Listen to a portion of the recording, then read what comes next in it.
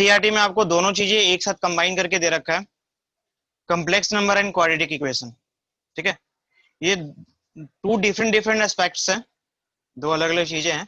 ठीक है, और इतनी भी ज्यादा अलग नहीं है, बहुत ज्यादा मिलता जुलता है, क्योंकि इनका रिलेशन, इनका एप्लीकेशन हमें पढ़ना होता है। ठीक है, दैट्स वाई इसको एक साथ कंबाइन करके दिया गया है। क्लास 10th में जो आपने पढ़ा था, कुछ लिमिटेशंस थी। जैसे पहले मैं लिमिटेशंस ही बताता हूँ आपको। आपने एक फॉर्मूला पढ़ा था, अगर आपके पास मान लो ax² plus bx plus c equal to 0, ये क्वाड्रेटिक इक्वेशन है। क्यों इसे कंबाइन किया गया है, कॉम्प्लेक्स नंबर और क्वाड्रेटिक इक्वेशन को क्यों इसने कंबाइन किया है?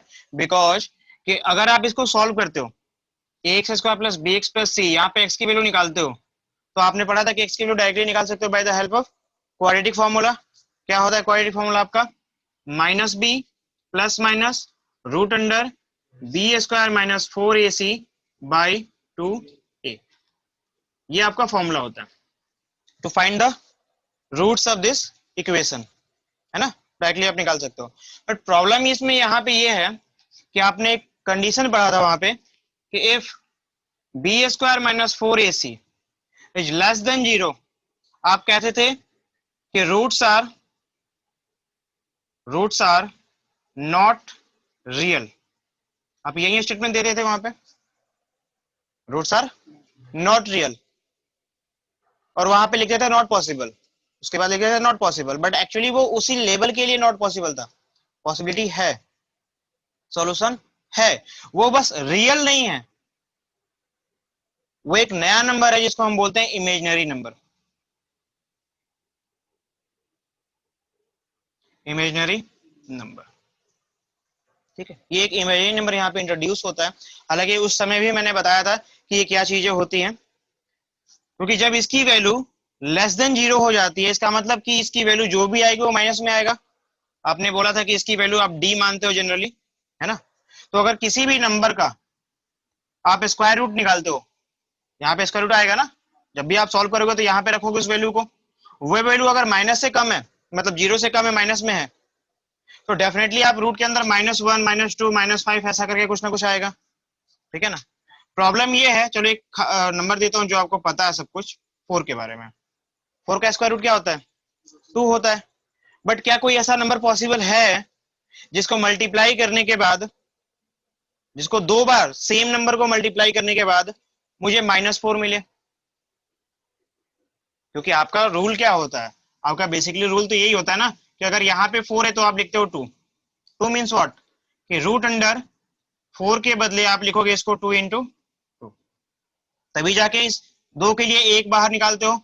या और भी बहुत सारे प्रोसीजर है हम इसको चेक करने के लिए, इसका पावर 2 हो जाता है। सेम नंबर को 2 बार मल्टीप्लाई करना होता है आपको। कंडीशन तो यही है ना कि आपने 2 का स्क्वायर लिख दिया और रूट अंडर लगा दिया, ये रूट से 2 का पावर कैंसिल आउट हो जाएगा, आपको मिलेगा 2।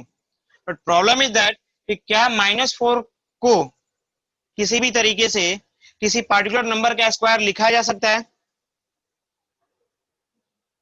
क्योंकि अगर आपने ये सोचा कि -2 का स्क्वायर मैं कर दूं तो मुझे फिर से 4 मिल जाएगा प्लस में, मैथ मैथ क्या हो जाएगा, प्लस हो जाएगा। तो दैट्स वाई इसी प्रॉब्लम के कारण हमने यहाँ पे बोला था उस समय कि रूट्स आर नॉट रियल, और ये होता क्या है, इमेजिनरी। अब यहाँ पे जो इमेजिनरी नंबर है वो क्या होता है, इसको हम बोलते हैं आयोटा। ठीक है ना। ये जो आपका इमेजिनरी नंबर होता है वो क्या होता है, आपका आयोटा होता है, जिसको आप आई से रिप्रेजेंट करते हो। ठीक है, और आई की जो वैल्यू होती है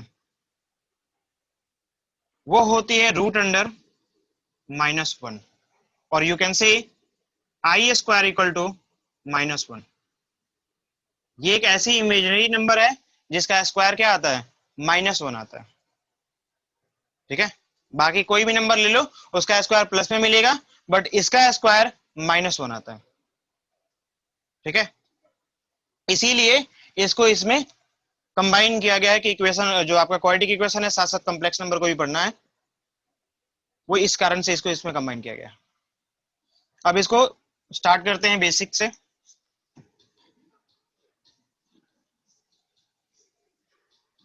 क्या है आपके चैप्टर का नाम? Complex number and quadratic equation.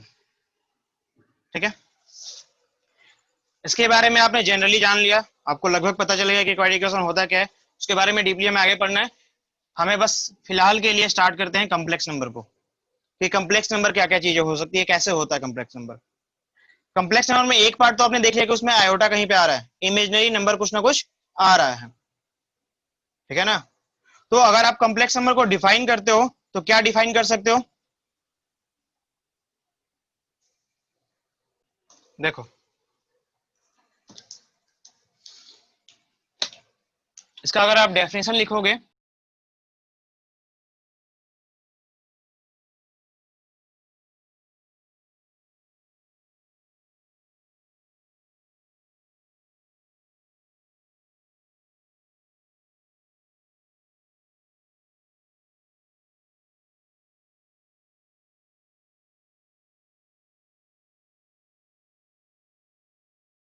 Number है,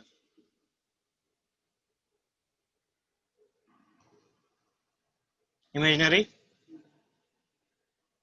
नंबर है। ठीक है, अब इसमें दो चीजें और आती हैं। कॉम्प्लेक्स का मतलब भी तुमको समझ में आया कि कॉम्प्लेक्स में दो पार्ट्स मिलके बन रही हैं चीजें। क्या है आपके पास, फॉर्मेशन आपका ये था a प्लस बी आयोटा। इसमें जो फर्स्ट पार्ट है इसको बोलते हैं रियल पार्ट। ये क्या होता है, रियल पार्ट। ठीक है, ये पूरा का पूरा जो पार्ट होगा वो क्या होगा, रियल पार्ट होगा। रियल पार्ट को रिप्रेजेंट किससे करेंगे, आर ई जेड से। ठीक है ना, जेड क्या रिप्रेजेंट करता है आपको, जेड क्या रिप्रेजेंट करता है गुड़िया,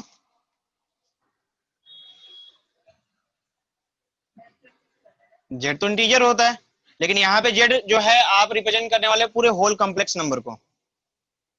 कहीं पे आपको ये मिलेगा और कहीं पे आपको ऐसा मिलेगा जी। ठीक है, तो यहाँ पे आप इसको रिप्रेजेंट करने वाले हो, चलेगा। अब इसमें जो बी है, बी वाला पार्ट, ये बी क्या है आपका,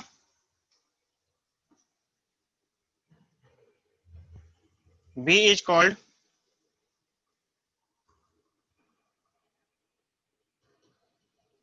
इमेजिनरी पार्ट। इसको रिप्रेजेंट कैसे करोगे, आई एम जेड से। ठीक है, आई एम फॉर इमेजिनरी।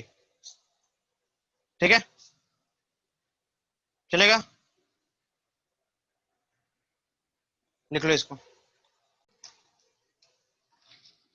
जैसे कुछ एग्जांपल देखो, अगर मैंने मान लो लिखा है 2 प्लस 5 आयोटा। ठीक है, तो ये क्या होगा हमारा, एक कॉम्प्लेक्स नंबर है ये। अगर मैंने कहीं पे लिखा है ए प्लस,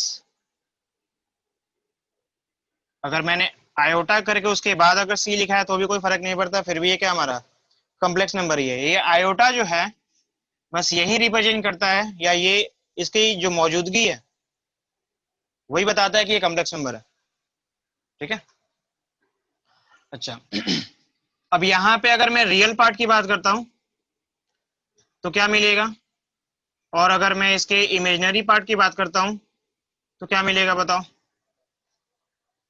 इसका रियल पार्ट क्या है, 2, और इसका इमेजिनरी पार्ट क्या है, 5, केवल 5।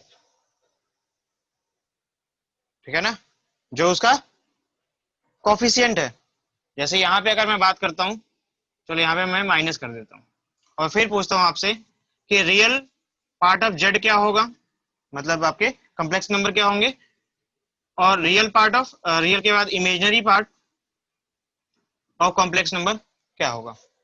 तो इस कॉम्प्लेक्स नंबर का रियल पार्ट क्या है, ए है, और इमेजिनरी पार्ट क्या है, माइनस सी। ठीक है, तो ये बेसिक सा स्ट्रक्चर होता है लगभग। आगे हम इसके बारे में, इसका एडिशन सब्ट्रैक्शन सब कुछ जानेंगे। ठीक है, अब पहली कंडीशन हम देखते हैं सबसे पहला, कि मान लो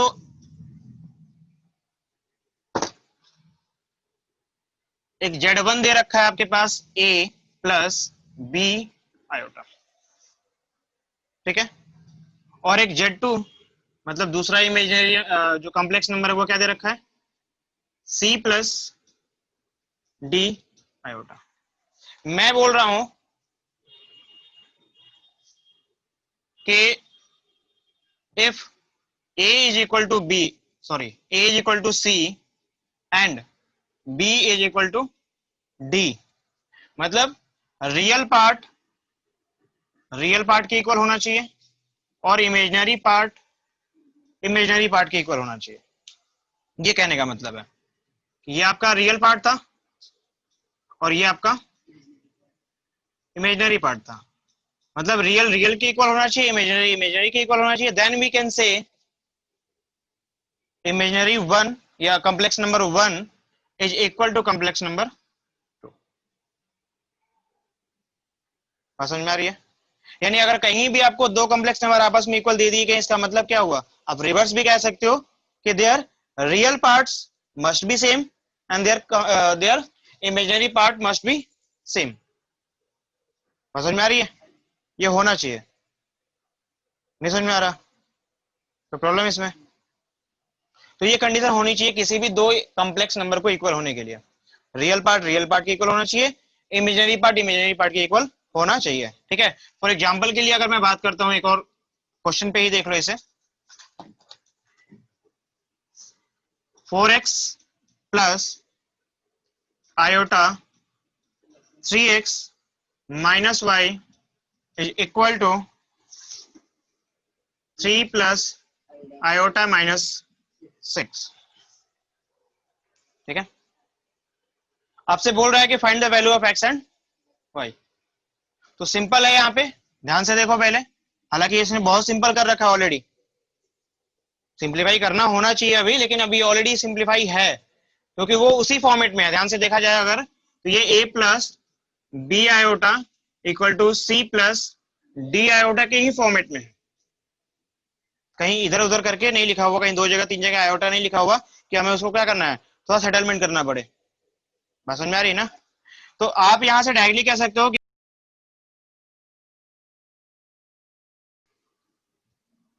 complex number z, we get क्या मिलेगा आपको, 4x must be equal to 3, that means x equal to 3/4 and 3x minus Y must be equal to -6। आप x की वैल्यू को वहां पुट अप कर सकते हो, तो आपको मिल जाएगा 3 multiply by 3/4 minus y equal to -6 और y इक्वल टू -6, सॉरी +6। ठीक है, और प्लस 9/4, कुछ यही मिलेगा, गड़बड़ है? ठीक है, इसको ऐड कर सॉल्व कर दो, क्या मिल जाएगा, 24 + 9 33/4। तो ये आपके x की और y की वैल्यू निकल गई इस तरीके से। कोई ज्यादा डिफिकल्ट है? आसान है ना? चलो फटाफट नोट कर लो। अब देखो, जैसे नॉर्मल नंबर आपने पढ़ा था, जब रियल नंबर, नेचुरल, रियल के पार्ट्स जो पढ़े थे आपने, नेचुरल जो प्राइम है या सब कुछ, तो हर एक के पास कुछ ना कुछ आपने प्रॉपर्टी पढ़ी थी, धीरे धीरे उनका अलजेब्रा पढ़ा था। अलजेब्रा क्या बताता है आपको, एडिशन और सब्ट्रैक्शन करने का तरीका बताता है, ये बताता है ना, एडिशन सब्ट्रैक्शन मल्टीप्लाई, ये जो भी आप चार ऑपरेशन करते हो, मेनली आपके यही 4 ऑपरेशन होते हैं, है ना? और ये 4 ऑपरेशन करने के बाद या किसी भी नंबर को कैसे करते हो, तो नॉर्मल नंबर के लिए पता है, अब हमें पढ़ना है किसके लिए, कॉम्प्लेक्स नंबर के लिए। ठीक है, क्या है आपका टॉपिक?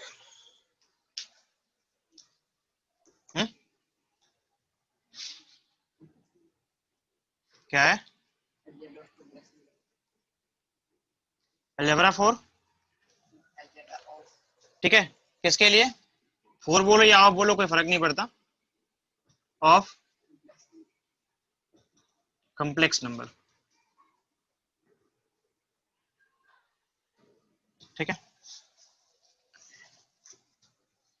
क्या है अलजेब्रा के बारे में, कैसे आप इसे सॉल्व करोगे, उसके प्रोसीजर के बारे में समझना है। जैसे मान लो आपके पास एक Z1 दिया गया है, a प्लस बी आयोटा, और अगर आपके पास Z2 दिया गया है, मतलब कोई दूसरा कॉम्प्लेक्स नंबर दिया गया है, a प्लस या फिर c प्लस डी आयोटा, और आपको कहा जा रहा है कि Z1 प्लस मतलब complex number 1 plus complex number 2, इनको ऐड करो। ठीक है, ऐड करने का मतलब क्या है, a plus B iota plus c plus D iota. Just treat करो इसको एज ए वेरिएबल, जैसे वेरिएबल में सॉल्व करते थे ना, वैसे इसको वेरिएबल ट्रीट करो, और कुछ करने की जरूरत नहीं है। और ये आपके पास नंबर ही है, ये both are the real numbers, तो रियल नंबर को ऐड कैसे करोगे, सिंपल है, a प्लस सी लिख दो फिलहाल के लिए, है ना। और प्लस अगर मैं इन दोनों में से आयोटा को कॉमन ले लेता हूं तो क्या मिलेगा मुझे, b प्लस डी आयोटा। इसका मतलब क्या है, this is the form of, मैं इसको ए नॉट बोलता हूं, A naught plus B naught iota, मतलब a प्लस बी आयोटा जो आपने बोला था, ये उसी का फॉर्मेट है ना। कहने का मतलब ये है कि जैसे कि 5 प्लस 6 करते हो आप, क्या मिलता है आपको, तो ये एक पार्टिकुलर प्रॉपर्टी होती है, इसको हम प्रॉपर्टी बोलते हैं। दो इंटीजर्स को ऐड किया, एक सिंगल इंटीजर ही आया, मतलब इंटीजर को ऐड किया इंटीजर से, तो क्या मिला आपको, इंटीजर मिला। और ये इस प्रॉपर्टी को क्या बोलते हो आप, तो ये प्रॉपर्टी कहलाती है क्लोजर प्रॉपर्टी। क्या कहलाती है, क्लोजर प्रॉपर्टी। तो सबसे पहली जो प्रॉपर्टी आपको पढ़नी है वो है आपका क्लोजर प्रॉपर्टी दी।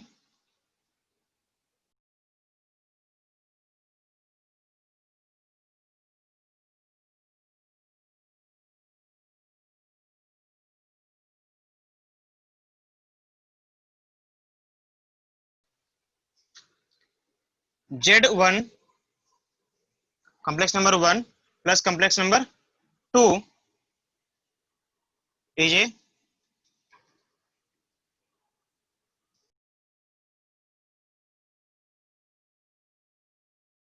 कॉम्प्लेक्स नंबर लिए और उनको ऐड करोगे तो एक कॉम्प्लेक्स नंबर ही आपको मिलेगा।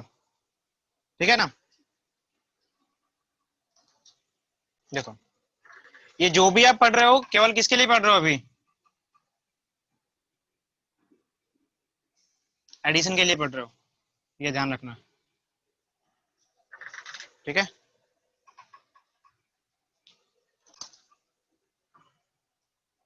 एडिशन का एक प्रॉपर्टी पढ़ा आपने, इसको बोलते हैं हम क्या, क्लोजर प्रॉपर्टी। और ये सारी प्रॉपर्टी आपने पहले पढ़ रखी है। दूसरा क्या है एडिशन का प्रॉपर्टी आपको, हाँ जी, नहीं बताओगे, कम्यूटेटिव लॉ। बगल में आप चाहो तो एडिशन लिख सकते हो, क्योंकि आप केवल एडिशन के लिए पढ़ रहे हो ये सब कुछ। ठीक है ना, टॉपिक ही आपका एडिशन का है कि when you add two complex number, सबसे पहला टॉपिक है। तो अगर आप किसी भी दो कॉम्प्लेक्स नंबर को ऐड करते हो तो क्या वो कम्यूटेटिव लॉ को फॉलो करता है, यस फॉलो करता है। यानी कि आपने अगर किसी Z1 को Z2 से ऐड किया, मतलब दो कॉम्प्लेक्स नंबर को ऐड किया, तो आप कह सकते हो कि अगर मैं Z2 को Z1 से ऐड करूं तो भी कोई फर्क नहीं पड़ेगा। This is the property of commutative law, या this is the law of commutative for addition only. ये पहले भी पढ़ा था ना, तो प्रॉब्लम है इसमें। एग्जाम्पल अगर देखोगे तो एग्जाम्पल देख लो फटाफट, कि अगर मान लो Z इक्वल टू आपने लिख दिया 3 प्लस 4 आयोटा, और एक दूसरा कॉम्प्लेक्स नंबर ले लिया 5 प्लस 6 आयोटा, आपने Z1 को, मतलब फर्स्ट कॉम्प्लेक्स नंबर को दूसरे कॉम्प्लेक्स नंबर से ऐड कर दिया, क्या मिलेगा आपको, 3 plus 4 iota plus 5 plus 6 iota, क्या मिलेगा, 8 प्लस, जस्ट ट्रीट करो लाइक ए एक्स की तरह, वेरिएबल जैसे आप सॉल्व करते हो वही है। 6 प्लस 4 क्या हो जाएगा, 10 आयोटा। अगर आपने Z2 प्लस Z1 किया तो मतलब complex number 2 plus complex number 1 किया तो क्या कोई फर्क आएगा? खुद ही देखो, 5 प्लस 6 आयोटा आपने लिखा प्लस 3 प्लस 4 आयोटा लिखा, अगेन आपके पास वही मिल रहा है 8 प्लस 10 आयोटा। आप देख सकते हो कि फर्स्ट एंड सेकंड से क्या मिलने वाला है आपके पास, Z1 plus Z2 equal Z2 plus Z1। ठीक है ना? आप चाहो तो लिख सकते हो कि फ्रॉम फर्स्ट एंड सेकंड। तो सिंपल सा कंसेप्ट है जो आप पढ़ते आ रहे हो, मतलब कि जो भी आपने किया है नॉर्मल नंबरों के लिए वही काम आपको कॉम्प्लेक्स नंबर के लिए करना है, कोई बड़ी चीज नहीं है। ठीक है, बस एक छोटा सा पार्ट इंट्रोड्यूस है आपके साथ, क्या आई, आई के साथ क्या क्या ऑपरेशन कर सकते हैं वो हम आगे देखते चलेंगे। ठीक है, देखो थर्ड क्या है आपके पास, दी एसोसिएटिव लॉ। पढ़ा था इसको, इसको भी आपने? हाँ, नहीं पढ़ा था? क्या होता है एसोसिएटिव लॉ, बताओ। एसोसिएटिव लॉ, देखो for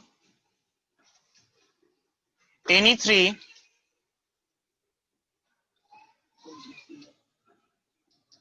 complex number like Z1, Z2 and Z3, अगर तीन कॉम्प्लेक्स नंबर आपको इस तरीके से दिए गए हो तो आप क्या कर सकते हो, एडिशन की बात की जा रही है ना, तो Z1 plus Z2 plus Z3, आपने पहले इन दोनों को सॉल्व किया, आपने इन दोनों को पहले एसोसिएट किया, एक साथ सॉल्व किया। ठीक है, और अगर आपने ये काम ऐसे किया, तीनों को जोड़ना ही था आपको, Z1 plus Z2 plus Z3, अगर आपने ये काम पहले इसके साथ किया, मतलब कि Z2 प्लस Z3 को पहले सॉल्व किया और देन Z1 को सॉल्व किया या ऐड किया उसके साथ, तो दोनों ही सिनारियो में आपका आंसर सेम होगा। ये कैलकुलेशन या ये जो प्रोसेस होगा वो सही होगा, गलत नहीं होगा। ठीक है, इसी को बोलते हैं हम एसोसिएटिव लॉ। तो जो लॉ आपके पास रियल नंबर के लिए वैलिड होते हैं एडिशन का, वही वैलिड होता है कॉम्प्लेक्स नंबर के लिए भी। ठीक है, देखो दी एग्जिस्टेंस ऑफ एडिटिव, किसकी बात की जा रही है, आइडेंटिटी की।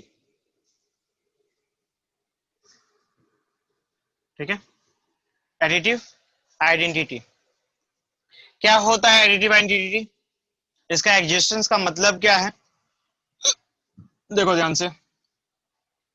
जैसे आपने नॉर्मल नंबर पढ़े थे ना, नॉर्मल रियल नंबर्स, यहाँ देखो कि अगर आपने 5 में कुछ कुछ का मतलब जीरो को जोड़ा या जीरो में 5 जोड़ा, दोनों ही सिनेरियो में क्या मिलता है आपको, 5 ही मिलता है, यही मिलता है ना। तो ये प्रोसेस आप कॉम्प्लेक्स नंबर के साथ भी कर सकते हो। ये प्रोसेस क्या होता है, कॉम्प्लेक्स नंबर के साथ भी होता है, कि अगर आपने किसी भी कॉम्प्लेक्स नंबर को एक जीरो कॉम्प्लेक्स नंबर से ऐड कर दिया तो वो कॉम्प्लेक्स नंबर वही रहेगा, उसमें कोई बदलाव नहीं आएगा। ठीक है ना, मतलब आप ऐसे कह सकते हो कि Z प्लस एक जो आपकी आइडेंटिटी है वो जीरो प्लस जीरो आयोटा है, मतलब इसको आप ऐसे बोलो कि Z plus zero, that is zero, that is Z, जो भी कॉम्प्लेक्स नंबर था वो वही का वही रह जाएगा। ठीक है ना, हाँ जीरो मतलब आपने जीरो को जोड़ा है, जीरो को आप कैसे भी लिखो कोई फर्क पड़ेगा क्या, पड़ेगा नहीं पड़ेगा। ठीक है ना, तो this is zero complex number, मतलब जीरो है। अब जीरो को आपने किसी कॉम्प्लेक्स नंबर में जोड़ा तो क्या उस कॉम्प्लेक्स नंबर में कोई चेंज आएगा क्या, नहीं आएगा। ठीक है ना, बस वो यही बताना चाहता है कि जो एडिटिव आइडेंटिटी है वो एग्जिस्ट करता है, मतलब कोई कोई कोई ऐसी संख्या है जिसको इससे जोड़ा जाए इससे तो ये ना बदले तो वो जीरो है, क्योंकि जीरो एक कॉम्प्लेक्स नंबर भी हो सकता है, उसको हम उस फॉर्मेट में लिख सकते हैं। ठीक है ना, फिलहाल के लिए। वहीं आपको दे भी रखा है, पढ़ो यहाँ पे क्या कह रहा है, the existence of the additive identity, क्या कह रहा है, there is exist a complex number 0 + 0 iota या फिर आयोटा 0 डिनोटेड एज 0। किसे रिप्रेजेंट करोगे इसको, 0 से ही रिप्रेजेंट करोगे, मतलब ओ से। Correct, call the additive identity और द जीरो कम्प्लेक्स, क्या बोला गया इसमें, जीरो कम्प्लेक्स नंबर। आई बात समझ में, इसको हम दूसरा नाम भी दे सकते हैं, जीरो कम्प्लेक्स नंबर, ठीक है। तो ये होता है आपको एडिटिव आइडेंटिटी। कोई प्रॉब्लम है इसमें। एडिटिव आइडेंटिटी के बाद जो होता है एक नेक्स्ट टॉपिक क्या है, एडिटिव इनवर्स। क्या है एडिटिव इनवर्स। ये इनवर्स का मतलब क्या है, एडिटिव इनवर्स का मतलब क्या है, जैसे आपने इसके पहले भी पढ़ा था, एडिटिव इनवर्स का मतलब होता है कि अगर 5 में आप क्या जोड़ोगे कि आपको 0 मिल जाए। 5 में ऐसा क्या ऐड करोगे कि आपको क्या मिल जाए, तो जाहिर सी बात है आप -5 ऐड करोगे, क्यों, यही करोगे ना। तो मैंने अभी बताया था आपको कि रियल नंबर पे जितनी चीजें अप्लाई होती हैं वो सारी की सारी चीजें किस पे अप्लाई होती हैं, कम्प्लेक्स पे भी अप्लाई होंगी। यानी किसी भी एक नेगेटिव कम्प्लेक्स को एक पॉजिटिव कम्प्लेक्स से ऐड कर दोगे तो आपको क्या मिलेगा, 0 मिलेगा। यानी आप कह सकते हो कि z plus minus Z become, आप इसको ऐसे भी बोल सकते हो कि this is the negative of z। मतलब अगर आपके पास मान लो कि z दे रखा है a प्लस बी आयोटा, तो माइनस जेड क्या हो जाएगा, minus of a plus minus of b iota. आप सिंपल में भी लिख सकते हो, ब्रैकेट को हटा के मैच मैच करके दोनों एक साथ लिख दोगे, कोई फर्क नहीं पड़ा। अरे बात समझ में, तो ऐसे आप लिख सकते हो, ये आपका क्या हो जाएगा, यही होगा आपका एडिटिव इनवर्स बन जाएगा। कोई प्रॉब्लम है। तो जो चीज आपने एडिशन के लिए पढ़ा कि addition of two complex number, वैसे ही आपके पास क्या होता है, difference of two complex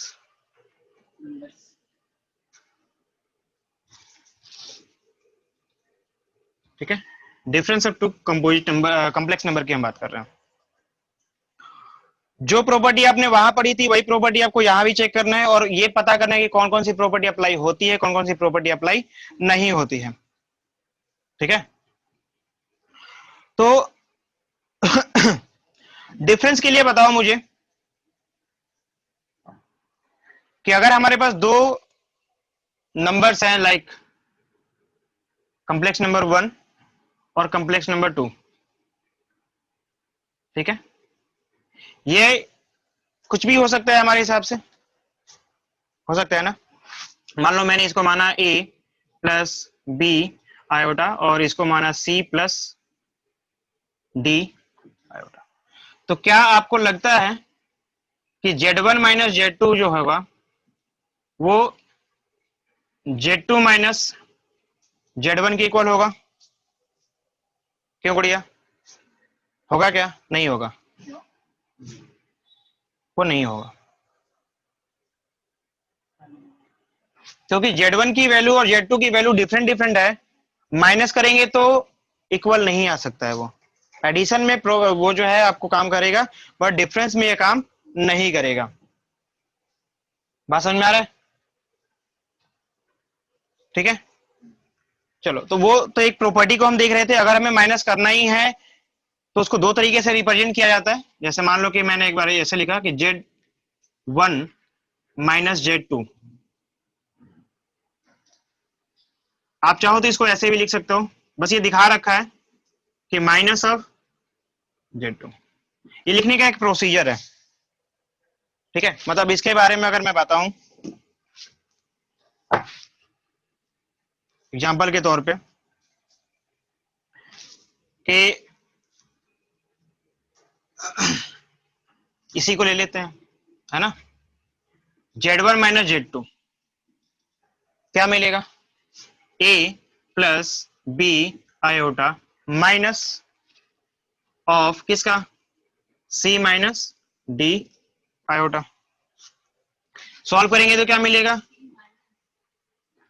plus, ये हो जाएगा आपके पास B iota minus C minus D iota, है ना, और ये क्या हो जाएगा A minus C, A minus C। अगर मैं यहाँ पे प्लस लिखूं तो कोई प्रॉब्लम है, नहीं है। ये क्या हो जाएगा आपके पास B माइनस D, बात समझ में आ रही है, कोई प्रॉब्लम है यहाँ पे, तो आप इस तरीके से इसे सॉल्व कर सकते हो। कोई प्रॉब्लम है, एक बार इसे लिख लो, देखो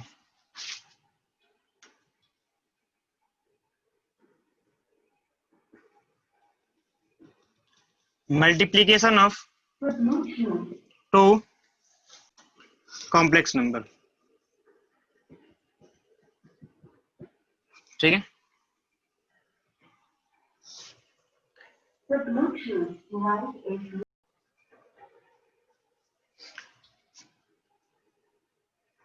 दो कॉम्प्लेक्स नंबर का मल्टीप्लीकेशन करना है, रियल नंबर के अकॉर्डिंग जो आप मल्टीप्लीकेशन करते हो वो उसमें इसमें सही नहीं होगा, इसमें एक अलग वैरायटी है, मतलब एक अलग वेरिएबल है आई आयोटा, इसके कारण थोड़ा सा आपका सिनेरियो बदल जाएगा।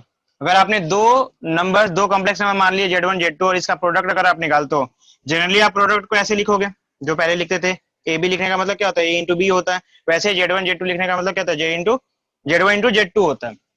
अगर आप इसे मल्टीप्लाई करते हो, पहले ही जो मल्टीप्लाई है जस्ट सिंपल है, जैसे कि आप जनरल इंटीजर्स विद वेरिएबल के साथ जो करते हो वही मल्टीप्लीकेशन है, ठीक है।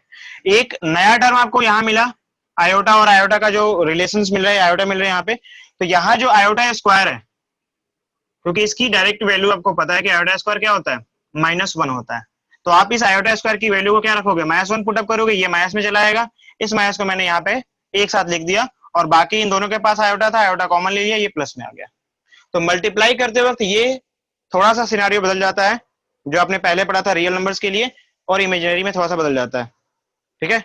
यहाँ पे ध्यान दे रहे होगे आप कि दोनों ही प्लस था, बट मल्टीप्लाई करने पे एक चीज क्या आ रहा है, माइनस में आ रहा है, जबकि रियल में ऐसा नहीं होता, दोनों प्लस होते हैं तो प्लस में ही आएगा, माइनस में कभी नहीं आ सकता, बट यहाँ पे होता है, ठीक है। फॉर एग्जाम्पल के लिए अगर मान लो दो आपने नंबर लिए, मैंने डायरेक्टली इसी फॉर्मूले पे सेट करके सारा कुछ लिख दिया है कि आपको क्या करना है, ए इंटू सी, ए को सी से मल्टीप्लाई करो। प्रोसेस आप ये प्रोसेस भी इसके साथ कर सकते हो, उसमें कोई गलत नहीं होगा, बट आपको माइंड में रखना पड़ेगा कि आयोटा का जो पावर है, हालांकि आगे आप पढ़ोगे कि आयोटा का जो पावर होता है 1 2 3 4 5 हर एक के लिए क्या क्या वैल्यू हो सकती है वो निकाल सकते हो, क्योंकि आपको एक पता चल गया ना, आयोटा स्क्वायर की वैल्यू क्या है, -1 है, तो इस एक के बेस पे आप मल्टीपल पावर्स निकाल सकते हो इसके, आयोटा पावर 1 पावर 2 पावर 3 सबके लिए निकाल सकते हो, ठीक है ना। तो वो हम आगे पढ़ेंगे, बस आयोटा स्क्वायर की वैल्यू को यहाँ पे यूज किया गया है और डायरेक्टली सॉल्व किया, आप इसको डायरेक्ट सॉल्व किया गया है, आप एक एक करके भी सॉल्व करोगे तो भी आपका आंसर यही आने वाला है। ऐसा नहीं है कि आपको इसे रटना है और याद करके रखना है, आप डायरेक्ट भी कर सकते हो, नॉर्मल प्रोसीजर से करो, बस आयोटा स्क्वायर की वैल्यू वहां पे माइनस पुटअप करो और आगे सॉल्व कर डालो, ठीक है। ट्राई करना हर बार कि ये ए प्लस, क्योंकि जो कॉम्प्लेक्स नंबर है वो उसका फॉर्मेट क्या होता है, ए प्लस बी आयोटा, ये एक जनरल फॉर्म होता है, इस फॉर्मेट में आप लाके इसको छोड़ना पड़ेगा आपको, हर बार जो है इस फॉर्मेट का आ जाए, मतलब कि एक रियल पार्ट और एक इमेजिनरी पार्ट में इसे कन्वर्ट कर रखना होगा हर बार आपको, बस यही ध्यान देना है और कुछ बड़ी चीज नहीं है इसमें, ठीक है।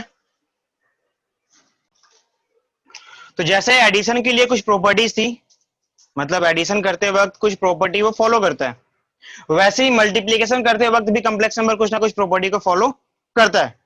कौन कौन सी प्रॉपर्टी को फॉलो करता है, जो भी उसने एडिशन में फॉलो किया था वो मल्टीप्लीकेशन में भी फॉलो करेगा, ठीक है ना। जैसे कि सबसे पहली प्रॉपर्टी क्या थी आपके पास, the closure law. Closure law क्या होता है,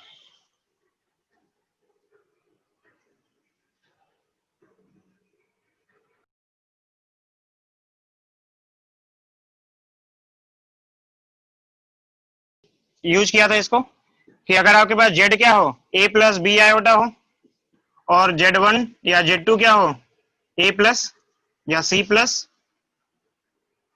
डी आयोटा हो। तो जब आपने इसको जेड वन को जेड टू से, यानी दो कॉम्प्लेक्स नंबर को आपने मल्टीप्लाई किया, तो क्या मिला आपको? एक कॉम्प्लेक्स नंबर ही तो मिला, एक कॉम्प्लेक्स नंबर ही मिला था ना। समथिंग मतलब कि आप मैं इसको मानता हूं पी प्लस क्यू आयोटा के फॉर्मेट में, क्योंकि ए बी सी डी तो आपने यूज कर ही लिया है, तो मैं इसको इस फॉर्मेट में लिख देता हूं। यही मिला था ना आपको, यानी एक कॉम्प्लेक्स नंबर ही मिला था। तो क्लोजर का मतलब क्या होता है कि व्हेन यू ऐड सब्ट्रैक्ट और मल्टीप्लाई, यहां पे मल्टीप्लाई की बात कर रहे हैं तो मल्टीप्लाई बोलेंगे कि when you multiply two complex number, if it give the complex number then it follow the closure property या क्लोजर लॉ। अगर ऐसा नहीं हुआ, इसको मल्टीप्लाई करने पे वो जो है कॉम्प्लेक्स नंबर नहीं मिला, तो हम बोलेंगे ये क्लोजर लॉ को फॉलो नहीं करता है। आई बात समझ में? ठीक है। क्लोजर के बाद एडिशन किसको फॉलो करता था? एडिशन की जो प्रॉपर्टी थी वो किसको फॉलो करती थी? कम्यूटेटिव। ठीक है, तो ये भी कम्यूटेटिव को फॉलो करता है। जो सेकंड लॉ है इसका क्या है? दी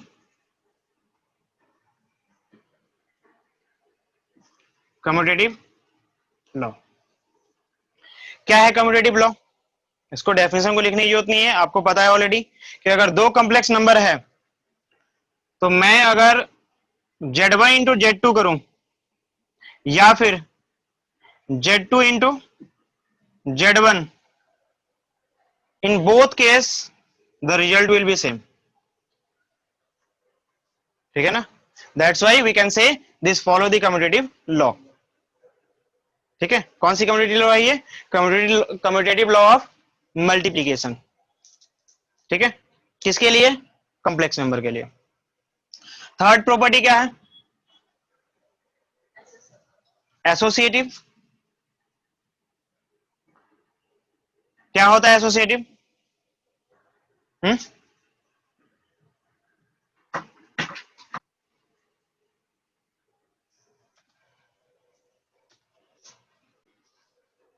क्या होता है एसोसिएटिव लॉ? एसोसिएटिव का मतलब जस्ट एसोसिएट करना, मतलब अगर आपने जस्ट लाइक आपके पास थ्री कॉम्प्लेक्स नंबर है Z1 Z2 एंड Z3, आप मल्टीप्लाई कर रहे हो पहले इन दोनों को, देन जो रिजल्ट आ रहा है उसको आप Z3 से मल्टीप्लाई कर रहे हो। अगर आपने एसोसिएट कर दिया, मतलब इनके पोजीशंस को चेंज कर दिया, या जो आपने प्रोसीजर अपनाया था कि पहले Z1 को Z2 से मल्टीप्लाई किया, उसको आपने पहले क्या किया, Z2 को Z3 से मल्टीप्लाई किया, देन Z1 को मल्टीप्लाई किया, तो इन सिनारियो में क्या होगा? आपका आंसर सेम ही आएगा, उसमें कोई बदलाव नहीं आएगा। ठीक है, बात समझ में आ रही है? तो ये फॉलो करता है, एसोसिएटिव लॉ को ये फॉलो करता है। ठीक है, फटाफट नोट करो। तो क्या पढ़ना है अभी? जिसकी फोर्थ प्रॉपर्टी है the existence of multiplicative identity. ठीक है, मल्टीप्लीकेटिव आइडेंटिटी का मतलब क्या है? आइडेंटिटी का मतलब जैसा है वैसा ही रहना चाहिए। ठीक है ना? तो जेड में, मतलब एक कोई कॉम्प्लेक्स नंबर है उसमें किससे मल्टीप्लाई करोगे? मल्टीप्लीकेटिव है ना, मल्टीप्लाई करना है कि वो वही रह जाए, उसकी पहचान ना बदले, है ना? तो क्या है, जाहिर सी बात है वन, हमने मल्टीप्लाई करना है, तो वन से मल्टीप्लाई करोगे तो क्या होगा? ये जैसा है वैसा ही रह जाएगा, यानी कि इसका जो मल्टीप्लीकेटिव जो आइडेंटिटी है वो एग्जिस्ट करता है, क्योंकि हम इसको वन से मल्टीप्लाई करके वही लिख सकते हैं। अरे बात समझ में? तो ये आपका क्या होगा? इसको हम बोलेंगे multiplicative identity. One is the multiplicative identity. चलेगा? ठीक है। अच्छा, इसी के साथ हमें पढ़ना है दूसरा, इसका डेफिनेशन नहीं लिखने वाला मैं, डेफिनेशन आप बुक से लिख लेना, वही चीज दिया गया है, बस उसको अलग अलग तरीके से मॉडिफाई करके लिखा गया है। एक चीज और यहाँ पे देख लो, इसको आप चाहो तो ऐसे लिख सकते हो, यहाँ देखो एक बार, 1 + 0 * आयोटा। क्योंकि आपने देखा होगा कि a plus a x square plus b x plus c equal to 0, this is your general quadratic equation. If I say 7x square is a quadratic equation, you say yes. 7x square equal to 0 अगर मैंने बोला, और if I asking you what is this is the quadratic equation or not, you say yes, this is the quadratic equation, and then you say, then you also say this follow, yeah, this is the form of general form of quadratic equation. How? It is the form of general, yeah, it is the general form of quadratic equation, because 0 into x plus 0 equal to 0 you can write in this form. That's why you say this is the form of quadratic equation. तो बस इसी चीज को दिखाने के लिए हम ऐसे लिखते हैं और कुछ नहीं है कि ये a प्लस बी आयोटा के फॉर्मेट का है। बात समझ में आ रही है ना? और इसको डिनोट करोगे आप किससे? 1 से। चलेगा? नेक्स्ट देखो, सेम चीज है, एग्जिस्टेंस ऑफ मल्टीप्लिकेटिव आइडेंटिटी के बदले इसको मैं हटाता हूं, यहीं पे लिख देता हूं। क्या हो जाएगा? आइडेंटिटी बदल जाएगा, जैसे एडिशन में था इनवर्स में। ठीक है, क्या है आपके पास? Multiplicative inverse. क्या होता है मल्टीप्लिकेटिव इनवर्स? आपको एडिटिव में क्या था? एडिटिव में था कि जेड में आप क्या ऐड करोगे कि वो 0 हो जाए। तो मल्टीप्लीकेशन में होता है वो जस्ट अपोजिट, थोड़ा चेंज हो जाता है कि जेड में किससे मल्टीप्लाई करोगे कि ये 1 हो जाए। जेड में किससे मल्टीप्लाई करोगे कि ये 1 हो जाए, वहीं इसका क्या होगा? मल्टीप्लिकेटिव इनवर्स होगा। यहां पे एक डायरेक्ट फॉर्मूला आपको दे रखा है कि this is the multiplicative inverse, this is the multiplicative inverse दे रखा है आपको ऑलरेडी। देखो एक बार कि अगर आपको मान लो जेड दे रखा है क्या, a plus B iota, general format आप ऐसे ही मानते हो, ठीक है ना? कोई प्रॉब्लम है? उसमें दोनों चीजें दे रखा है, ध्यान से देखो, a प्लस बी आयोटा भी दे रखा है, a प्लस आयोटा बी भी दे रखा है ना? और साथ में ये बता रखा है कि a is not equal to 0, b is not equal to 0। ये तो कंफर्म है ना? ये इसलिए बता रखा है क्योंकि ये 0 नहीं होना चाहिए, 0 होते ही ये प्रॉब्लम में आ जाएगा, ये एग्जिस्ट नहीं करेगा। ठीक है ना? अगर ये दोनों 0 हो गया, a और b दोनों ही 0 हो गया, तो इसका मल्टीप्लिकेटिव इनवर्स एग्जिस्ट नहीं करेगा, ये याद रखना। ठीक है? अच्छा, कैसे निकालेंगे? इसने तो दे दिया डायरेक्टली, वो लिख दूं? नहीं लिखो, है ना? उसे लिखना सही नहीं है, तो फिर लाना पड़ेगा। कैसे लाएंगे? यहां देखो, बहुत आसान है। मैंने बोला जेड इंटू समथिंग, क्या मैं समथिंग को क्या मानू? एक्स मान लू फिलहाल के लिए। हाँ, ये कॉम्प्लेक्स नंबर ही आने वाला है, ठीक है ना? तो ये कंफ्यूजन नहीं रहना कि एक्स लिखने का मतलब एक रियल नंबर आ रहा है, नहीं, वो कॉम्प्लेक्स ही आएगा। ठीक है? इक्वल टू 1 चाहिए आपको। क्या चाहिए?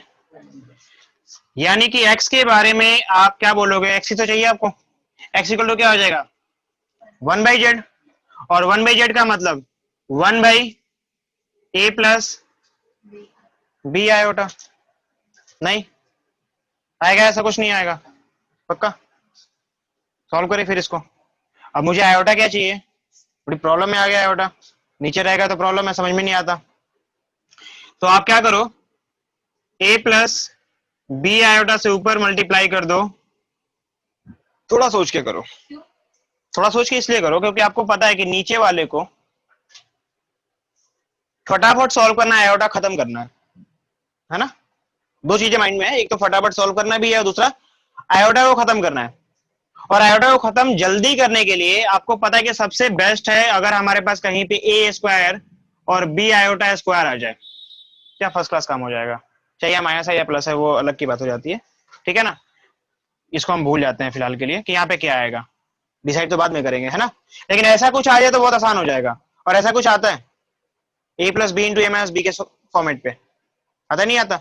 यानी कि अगर यहाँ पे a प्लस बी दिया गया है तो मैं यहाँ पे a माइनस बी लिख दूं और ऊपर भी वही काम कर दूं, कोई फर्क नहीं पड़ने वाला, वो काम कर सकते हो आप ही, आपने किया भी था, इसको रेशनलाइजेशन बोलते हो, बोलते हो नहीं बोलते? तो फटाफट सॉल्व कर लो इसे, क्या मिलेगा? ये नीचे यहाँ लिखो ना अभी, a माइनस बी आयोटा ए छुटकी बाय, मल्टीप्लाई करने आता है आपको? प्रॉब्लम है? हाँ नहीं है ना, तो ये मल्टीप्लाई इससे होगा, ये हो जाएगा ए स्क्वायर, सिंपल है यार, A square minus B square formula अभी तो हमने बोला था, तो डायरेक्ट लिख देते हैं ना, माइनस बी आयोटा स्क्वायर। तो प्रॉब्लम तो नहीं है फिलहाल के लिए, आगे बढ़ो, क्या मिलेगा बताओ? ये है आपके पास a minus B iota divided by A square, और इसको मैं सॉल्व करूंगा तो माइनस बी, और आयोटा का स्क्वायर क्या होता है, तो क्या मैं माइनस होना लिख दूं? आयोटा को लेके घूमने से कोई फायदा तो है नहीं, है ना? क्या मिला आपको? a minus B iota divided by minus minus a square b square. आप इसके रियल पार्ट को और इसके इमेजिनरी पार्ट को अलग अलग कर लो, क्योंकि आपको पता है कि हर समय हम किस फॉर्मेट को फॉलो करते हैं, ए प्लस बी आयोटा के जो फॉर्मेट है उसको फॉलो करते हैं, है ना? तो अगर आप उसको ऐसा कुछ करते हो तो क्या कर सकते हो, a by A square plus B square minus, ठीक है, क्योंकि माइनस आप नहीं लिखते, आप हर समय प्लस लिखते हो, कोई बात नहीं, आप प्लस लिख लो, प्लस लिखोगे तो बस यहाँ पे आपको माइनस में बी लिखना पड़ेगा, by A square plus B square, और साथ में आयोटा मल्टीप्लाई में वो तो रहेगा ही रहेगा, तो this is your x, this is your x, ठीक है? और इस एक्स को एक्स नहीं बोलते हैं, इसको हम बोलते हैं जेड इनवर्स। क्या बोलते हैं गुड़िया? जेड इनवर्स, क्योंकि आप खुद देखो ना यहाँ पे कि अगर यहाँ पे क्या आ रहा है आपके पास, जो एक्स आ रहा है वो क्या आ रहा है, देखो तो यहाँ पे एक अलग से मैं लिखता हूं इसको कि 1/z का मतलब क्या होता है, जेड इनवर्स ही तो होता है, ठीक है ना? तो जेड इनवर्स इक्वल टू क्या आ गया आपके पास, यही चीज है, a by A square plus B square plus minus B by A square plus B square iota, ठीक है? तो this is your multiplicative inverse of a particular complex number. जैसे ये एक कॉम्प्लेक्स नंबर है, तो इसका अगर मुझे इनवर्स निकालना है तो क्या होगा, मल्टीप्लीकेटिव इनवर्स निकालना है तो क्या होगा, डायरेक्टली ये होगा। क्या प्रॉब्लम है?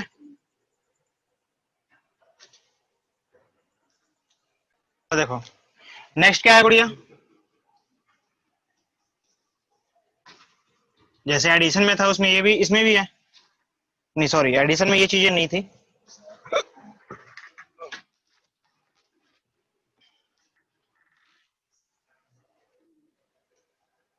क्या देखो, ये आपने रियल नंबर के लिए भी पढ़ रखा है, पढ़ रखा है ना? डिस्ट्रीब्यूशन लो, ठीक है? जैसे अगर आपको Z1 को मल्टीप्लाई करना है Z2 प्लस Z3 से, इसको हम बोलते हैं डिस्ट्रीब्यूशन ओवर एडिशन, ठीक है ना? क्या बोलते हैं? Distribution over addition. क्या होगा, जो रियल नंबर में करते थे वो भी वही काम यहां भी करना है, Z1 multiply by Z2 plus Z1 multiply by Z3। बाकी इसका ये जो मल्टीप्लाई है वो करने आपको आता है, क्या था नहीं क्या था, Z1 इंटू Z3 या Z1 इंटू Z2 जो भी आपके पास मिलेंगे कॉम्प्लेक्स नंबर को मल्टीप्लाई कर सकते हो, वही बात है। आप सब्ट्रैक्शन के बेस पे भी कर सकते हो, इसको अगर आगे पीछे ऐसे लिखा जाए तो क्या कोई फर्क पड़ेगा क्या, Z1 plus Z2 multiply Z3, अगर ऐसा कुछ लिखा हो तो कर सकते हो कि नहीं कर सकते? क्या मिलेगा आपके पास, Z1 Z3 plus Z2 Z3, कोई प्रॉब्लम है? तो आप ऐसे बड़े आसानी से डिस्ट्रीब्यूशन कर सकते हो, डिस्ट्रीब्यूशन ओवर, ये एडिशन था, सब्ट्रैक्शन भी कर सकते हो, कोई प्रॉब्लम है? बस आपको मैथ्स लगाना होगा, कोई बड़ी प्रॉब्लम तो नहीं है। चलो फटाफट पहले नोट कर लो इसे। तो मल्टीप्लीकेशन पढ़ लिया, उसमें आपने क्या पढ़ा था, मल्टीप्लिकेटिव इनवर्स पढ़ा था? नहीं, वो चीजें लगभग हर जगह यूज की जाएगी। अगर आप डायरेक्टली यूज कर लेते हो तो अच्छी बात है, नहीं तो आपको प्रोसेस पता होना चाहिए। यहां ध्यान दो, अभी हम पढ़ने वाले हैं क्या, division of two complex number. ठीक है, दो कॉम्प्लेक्स नंबर का डिवीजन क्या हो। जैसे मान लो कि आपने एक कॉम्प्लेक्स नंबर Z1 माना और एक कॉम्प्लेक्स नंबर Z2 माना। ठीक है, अगर आपको डिवाइड करना है Z1 डिवाइड बाई Z2, मतलब complex number 1 divide by complex number 2, तो पहले ये कंफर्म रखना कि Z2 not equal to 0। Okay, not equal to अगर 0 हो जाता है तो ये क्या हो जाएगा, नॉट डिफाइन हो जाएगा, तो इसे हम सॉल्व भी नहीं कर सकते। ठीक है, तो ये कंफर्म रखना है आपको कि ये 0 कॉम्प्लेक्स नंबर नहीं होना चाहिए, उसके बाद आप डिवाइड कर सकते हैं इसको, तभी जाके इसका सोल्यूशन हो सकता है।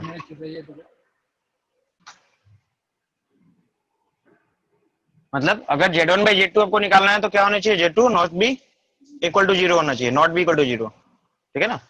अच्छा कैसे डिफाइन करेंगे, चीजें वही हैं जो आपने रियल नंबर में पढ़ा था, वही है, बट आपका थोड़ा सा सिनेरियो बदल जाता है सोचने का और देखने का। ठीक है, तो आप कह सकते हो कि Z1 by Z2 is defined like Z1 into 1 by Z2। बात तो एक ही है, कोई खास फर्क नहीं पड़ेगा आपको। ठीक है, ये इसलिए लिखा जा रहा है 1 by Z2, इसलिए लिखा जा रहा है क्योंकि आपको किसी भी कॉम्प्लेक्स नंबर का Z इनवर्स पता होता है, क्योंकि Z इनवर्स का मतलब क्या होता है, 1 by Z ही तो होता है ना। अगर सपोज करो फॉर एग्जांपल के लिए मैं दोबारा लिख देता हूं यहाँ पे कि Z जो है वो डिफाइंड है like A plus B iota. ठीक है, तो 1 बाई Z और Z इनवर्स जो बोलना चाहो बोलो, क्या होगा, याद है आपने इसके पहले डायरेक्टली इनवर्स फॉर्मूला निकाल लिया था, क्या निकाला था, A by A square plus B square plus iota minus B by A square plus B square. बात समझ में आ रही है। इसी रीजन के कारण जो है इसको अलग अलग करके आपको दिखाया जा रहा है कि आप इनकी वैल्यू को या इसकी वैल्यू को डायरेक्टली उसके फॉर्मेट पे रख जो है पुटअप करके यूज कर सकते हो, आपका आंसर फटाफट आ जाएगा। आई बात समझ में, कोई प्रॉब्लम है इसमें, ये कैसे आया था याद है, कोई प्रॉब्लम नहीं है। आपको पता है कि अगर वैसे हम करते हैं थोड़ा लंबा टाइम लग जाता है, एक या दो लाइन ज्यादा लगेगा, है ना, बट आप डायरेक्टली भी कर सकते हो और बहुत आसान है, कोई ज्यादा बड़ी चीज नहीं है। चलो कोई ऐसे एग्जांपल लो और सॉल्व करके देख लो। जैसे मान लो कि आपको Z1 जो है, यही लेता हूं, Z1 क्या दे रखा है, कोई एक नंबर ले लिया 6 प्लस 3 आयोटा। ठीक है, और Z2 आपको दे रखा है 2 माइनस आयोटा। ठीक है, तो आपको ये निकालना है, बाकी सारा प्रोसीजर तो आप सेम करने वाले हो। Z1 कितना है, 6 प्लस 3 आयोटा, इंटू करना है किसको, 1 बाई 2 माइनस आयोटा। ठीक है, आप इसको जो है डायरेक्टली इस फॉर्मेट में चेंज करोगे, है कि नहीं, कैसे करोगे, देखो तो ये जैसा है वैसे रहेंगे, तो 6 प्लस 3, और इसके लिए क्या है, ये ए है और बी क्या है आपका -1, बी क्या है -1, ए प्लस बी आयोटा में ये ए है और ये बी है, बी का ए आयोटा का जो क्या कॉफिशिएंट है वही है ना बी, तो यहाँ पे आयोटा का कॉफिशिएंट क्या है, -1 है, नॉट 1, -1 है। ठीक है, क्योंकि उसके जनरल फॉर्म से ही हर बार आपको कंपेयर करना है। क्या मिलेगा बताओ फिर, ए बाई ए का मतलब 2 है ना, ए बाई ए स्क्वायर मतलब कि 2 स्क्वायर प्लस, कहाँ बी बाई लिखा हुआ है, सोते रहते हो हर समय, बी स्क्वायर क्या होगा, -1 का स्क्वायर 1 ही मिलेगा, लिख लो, प्लस आयोटा माइनस बी मतलब minus of -1 by A square plus B square यानी 2 square plus -1 the whole square. ये समझ में आया नहीं आया?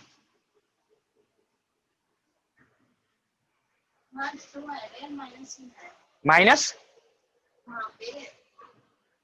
कहाँ पे, -b की जगह पे, यहाँ पे बात कर रहे हो, यहाँ पे, यहाँ पे क्या आएगा,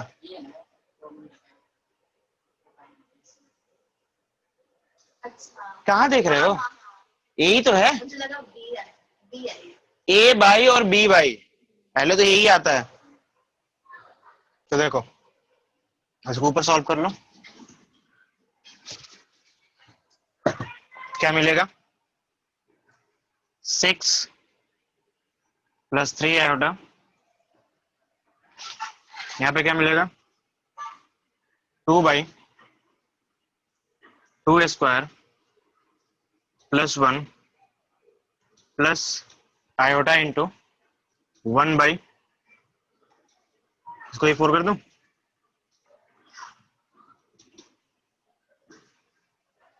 ठीक है, कोई प्रॉब्लम है?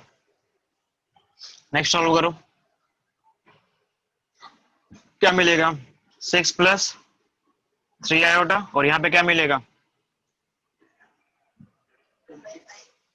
2/5, 2/5 को अगर डेसिमल्स में लिखोगे तो चलो 2/5 ही लिखो फिलहाल, 2/5 प्लस यहाँ पे क्या हो जाएगा, 1/5 आयोटा। ये दो कॉम्प्लेक्स नंबर मल्टीप्लाई के फॉर्मेट में है, तो इसको मल्टीप्लाई कर सकते हो, हाँ, और मल्टीप्लाई करने के लिए भी आपने डायरेक्ट रूल जो है निकाला था ना, कि अगर आपके पास a + b iota multiply by c plus d, ये था ना, सी प्लस डी आयोटा है, तो मल्टीप्लाई करोगे तो क्या मिलेगा आपको, मल्टीप्लाई करने पे मिलेगा आपको, हाँ, ए सी, ये था ना, ए सी माइनस बी डी प्लस, ये था, नहीं था, और यहाँ पे क्या था आपके पास,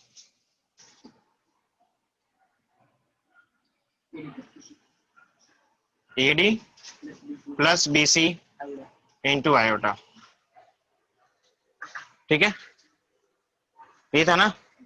आप चाहो तो एक एक करके भी कर सकते हो, कोई बड़ी बात नहीं, अगर आपको थोड़ा थोड़ा भी डाउट लगता है तो आप एक एक करके भी कर सकते हो, और डायरेक्टली करोगे तो थोड़ा टाइम बचेगा आपका, ठीक है। मिटाओ इसे, नीचे वाले को, या लिखो इसको, क्या मिलेगा बताओ, हाँ, इंटू करूं, या इंटू करने से पहले एक काम कर लो, 6 + 3 आयोटा, दोनों में 1/5 है, तो मैं दोनों में से 1/5 अगर कॉमन ले लूं तो कोई प्रॉब्लम है, ये हो जाएगा 2 + 1 आयोटा, या 2 + आयोटा केवल, है ना, इंटू 1/5, थोड़ा आसान हो गया ना। अब इसको सॉल्व कर सकते हो, आप चाहो तो, अगर आपको इसमें कम्प्लेक्सिटी लगती है कि नहीं इसको याद नहीं होता है या हम नहीं कर पाएंगे, तो एक ही करके कर लो, ठीक है। 6 × दिस क्या मिलेगा, 12 plus 6 iota plus 6 iota plus, ये क्या हो जाएगा आपके पास, 3 आयोटा स्क्वायर, ठीक है, क्या मिलेगा अब, क्या, चलो ये हो जाएगा आपके पास 1/5, ठीक है। इसको सॉल्व करोगे क्या मिलेगा आपके पास, 12 + 12 आयोटा, और यहाँ पे क्या हो जाएगा, -3 हो जाएगा क्या, क्योंकि आपको पता है आयोटा स्क्वायर इक्वल टू -1 होता है, ठीक है ना, और साथ में क्या है आपके पास 1/5, चलेगा, सॉल्व कर लो इसे, और ये हो जाएगा 1/5 इंटू 9 प्लस 12 आयोटा, ये आपका आंसर हो जाएगा। ठीक है, अभी क्या पढ़ना है? Power of iota, power of iota. ठीक है, मतलब अगर हम आयोटा का स्क्वायर करें, क्यूब करें, पावर 4 करें, पावर 5 करें, पावर 6 करें, तो क्या होगा? एक वैल्यू आपको पता है, क्यों बढ़िया, एक वैल्यू आपको पता है क्या, कि आयोटा स्क्वायर इक्वल टू -1 होता है, बस यही पता है, और इसी के बेस पे बाकी सबको चेक करना है। ठीक है, तो देखते हैं, सबसे पहले उसको लिख लेते हैं कि आयोटा स्क्वायर जो होता है वो क्या होता है? -1 होता है। चलो, आयोटा पावर 3 की अगर हम बात करते हैं, तो क्या मैं पावर 3 को ऐसे लिख सकता हूं, iota square, square into iota? नहीं लिख सकता। और जब मैं ऐसा लिखूंगा तो क्या मिलेगा मुझे? ये मिलेगा -1 इंटू आयोटा, और you can say minus iota. ये समझ में आया? क्योंकि आयोटा स्क्वायर क्या होता है आपका, -1 होता है। तो आयोटा का पावर 3 क्या मिला आपको? कोई प्रॉब्लम है? नहीं। Iota power 4, iota the power 4 क्या मिलेगा? इसको मैं, क्योंकि हर एक चीज मुझे आयोटा के स्क्वायर के फॉर्मेट में ही तोड़ना है, क्योंकि मुझे उसी की वैल्यू पता है ना। तो मैं यहाँ पे क्या लिखूंगा, ये हो जाएगा iota square square, iota square the whole square, क्या मिलेगा? आयोटा स्क्वायर की value -1, the whole square, it become +1। तो प्रॉब्लम है? आयोटा पावर 5,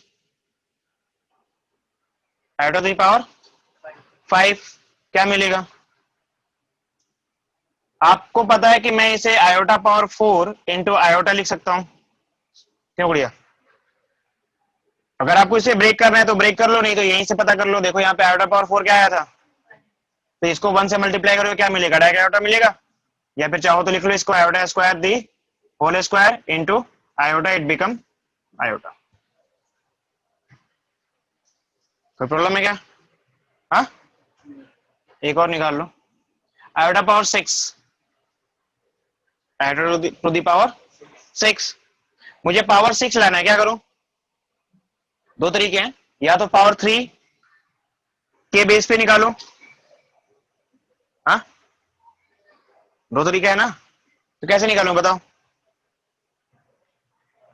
पहले ऐसे देख लो, आयोटा स्क्वायर दी पावर 3, ऐसा कर सकता हूं क्या? जब पावर का पावर होता है तो मल्टीप्लाई हो जाता है वो, तो 3 टू जा 6 मिलेगा, यहां मिलेगा -1, क्या मिलेगा? उसका पावर कितना है, ये क्या हो जाएगा? -1। कोई प्रॉब्लम है इसमें? अगर किसी दूसरे तरीके से ढूंढना चाहते हो, या किसी दूसरे तरीके से सोचना चाहते हो, तो क्या गलत होगा? देख लेते हैं एक बार। जैसे मान लो आयोटा का पावर 6 है आपके पास, तो आप लिख सकते हो iota power 3 into iota power 3, लिख सकते हो क्या? तो iota power 3 into 3, iota power 3 की वैल्यू कितनी है? Minus iota into minus iota, हाँ, और क्या होगा? माइनस इंटू माइनस प्लस हो जाएगा, और ये यहाँ पे क्या मिलेगा? आयोटा स्क्वायर मिलेगा, और आयोटा स्क्वायर की वैल्यू कितनी होती है? वही है यहाँ पे भी। ठीक है ना, तो इसे कभी वो करने की जरूरत नहीं है कि पावर को अगर आपने किसी अलग तरीके से ब्रेक किया तो आपका आंसर गलत आएगा, गलत नहीं आएगा, सेम ही आएगा, बट ब्रेक करने का प्रोसीजर आपका सही होना चाहिए बस। ठीक है, चलो इसको पहले फटाफट नोट करो, देन इसके रिलेटेड कुछ और भी डायरेक्ट फॉर्मूले बताता हूं, जिससे कि बड़े पावर को कैसे हम यूटिलाइज कर पाएंगे। ठीक है, यहां देखो, अगर आप इन जनरल की बात करते हो, ठीक है, आपको कुछ रूल बनाए गए हैं जिससे कि आप डायरेक्टली फाइंड आउट कर सकते हो, अगर बहुत बड़ा पावर है तो आपको हर बार उसको ब्रेक करने की जरूरत नहीं पड़ेगी मल्टीपल प्रोसेस में, है ना। तो अगर उनको ध्यान से देखोगे तो समझ में आ जाएगा। वैसे फिलहाल एक प्रोसीजर देखो कि आखिर ऐसा ही क्यों किया गया था। जैसे कि मान लो सबसे पहला जो यूज किया गया है वो है आपके पास क्या, iota power 4k, iota power 4k। 4k से किसी को मल्टीप्लाई करोगे तो ये कहता है कि ये मिलेगा आपको 1। एग्जाम्पल के तौर पे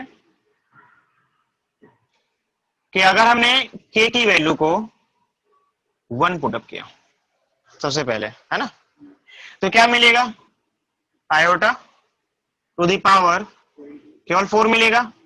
और कुछ देर पहले ही आपने 4 की वैल्यू निकाली थी, आयोटा पावर 4 की वैल्यू क्या आया था, 1 ही तो आया था।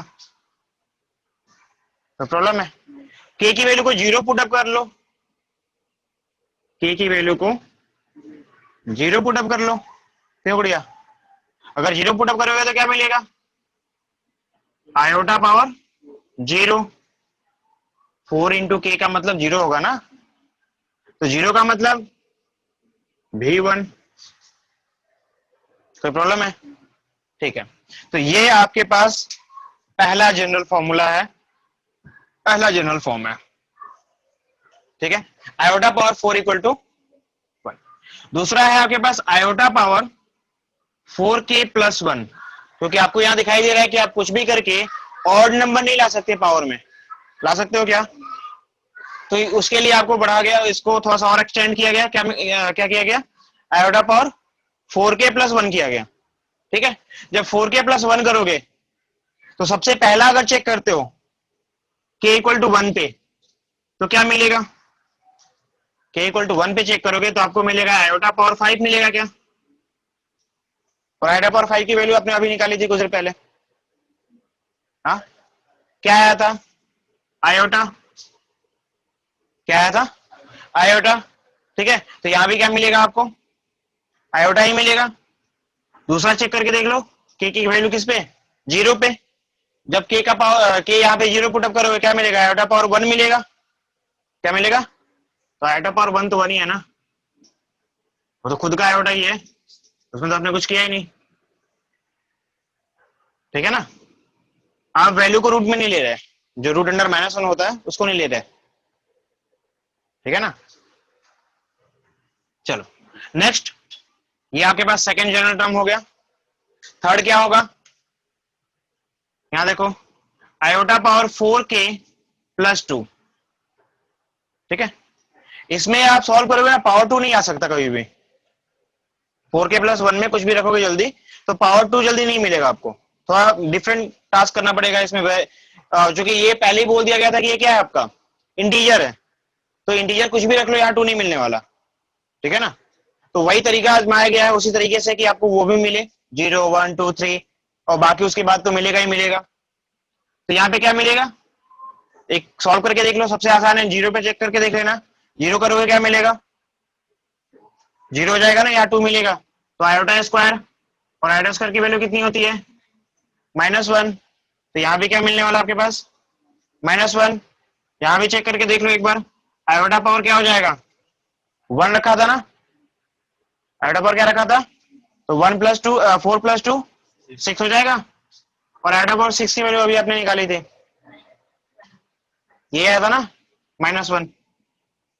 तो साथ साथ आप चेक भी करते जा रहे हो कि ये जो जनरल टर्म्स है कितना काम कर रहा है, फॉलो कर रहा है कि नहीं कर रहा, कर रहा है ना। नेक्स्ट टर्म एक और है, iota power 4k plus 3, iota power 4k plus 3, इसकी वैल्यू क्या आएगी, चेक करके देख लो, सबसे पहले 0 पे पुटअप कर लो, ये आयोटा पावर क्या आ जाएगा, 3 मिलेगा, है ना। और इसका मतलब क्या होता है, माइनस आयोटा, यहां भी क्या मिलेगा आपको, आयोटा पावर 1 पे 7 मिलेगा, क्या मिलेगा, 7 मिलेगा।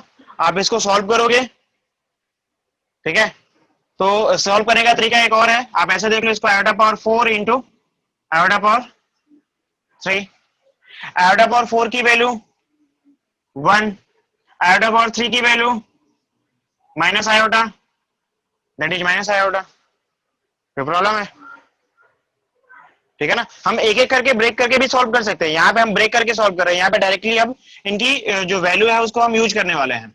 ये आपको मिला माइनस आयोटा, ठीक है। तो ये आपके पास 4 जो है जनरल टर्म्स है जो काफी किफायती होंगे while सॉल्विंग दी क्वेश्चंस। ठीक है, फटाफट the square root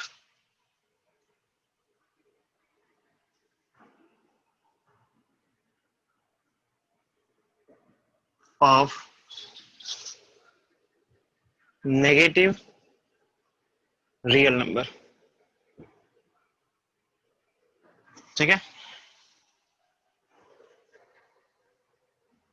the square root of negative real numbers, मतलब अगर नेगेटिव रियल नंबर है उसका मुझे स्क्वायर रूट निकालना है तो क्या आ सकता है, क्या क्या पॉसिबिलिटी जो हो सकती है उसकी, उसके बारे में हमें चेक करना है यहाँ पे। ठीक है, फॉर एग्जाम्पल के तौर पे अगर मान लो आपको पता है जो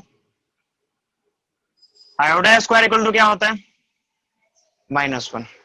मैं पूछना चाहता हूं इसका मतलब क्या होगा, अगर आप स्क्वायर रूट की बात की जा रही थी ना, वो भी नेगेटिव नंबर के स्क्वायर रूट की, -1 ही था negative number, negative real number, और ये जब इधर आएगा तो क्या मिलेगा आपको, स्क्वायर रूट मिलेगा उसका, है ना। तो आपसे बस इसका मतलब क्या हुआ कि जो इस कंडीशन को, इस इक्वेशन को सेटिस्फाई करेगा, वो दोनों या जितने भी होंगे वो सारे के सारे इसके सॉल्यूशन होंगे। बात समझ में आ रही है नहीं आ रही है, मतलब कि जैसे आपने कहीं पे लिखा है कि x+2 इक्वल टू कुछ भी लिख दिया आपने 5 लिखा, तो जितने नंबर इसको सेटिस्फाई करेंगे, मतलब x की जगह पर मैं कुछ क्या क्या रख सकता हूं, जो वैल्यू मैं रख सकता हूं वो इसका रूट होगा, रूट मतलब उसका सोल्यूशन होगा, है ना। मुझे यहां भी वही चाहिए कि किन किन वैल्यू पे ये सेटिस्फाई होता है, कौन कौन सी वैल्यू पे इसकी जो वैल्यू है या जो भी है वो इक्वेशन सेटिस्फाई हो रहा है या नहीं हो रहा है। ठीक है, ध्यान से देखो, तो अगर मैं इसको ऐसे लिखूं तो चलेगा क्या, -1 minus iota the whole square. हाँ बढ़िया, अगर मैं इसे आगे सॉल्व करूं तो मुझे क्या मिलेगा, आयोटा स्क्वायर मिलेगा, मिलेगा, और that is also equal to minus, and there are two possibilities, क्यों, देयर आर टू पॉसिबिलिटीज, कौन कौन सी, minus iota and iota, minus iota and iota. नहीं समझ में आ रहा तो फिर से देखो यहाँ पे, एक्स स्क्वायर इक्वल टू, मैंने लिखा है आपके पास मान लो 4, क्या लिखा 4, तो आपको पता है कि अगर मैं -2 का स्क्वायर करूं या फिर मैं 2 का स्क्वायर करूं, इन दोनों ही सिनेरियो में मुझे क्या मिलेगा, 4 मिलेगा। यानी क्या है आपके पास, सॉल्यूशन क्या है आपके पास, -2 भी एक सॉल्यूशन है और +2 भी एक सॉल्यूशन है, क्यों बढ़िया, है ना, नहीं है,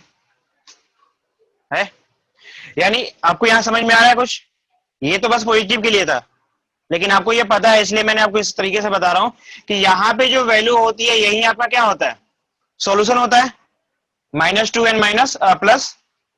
तो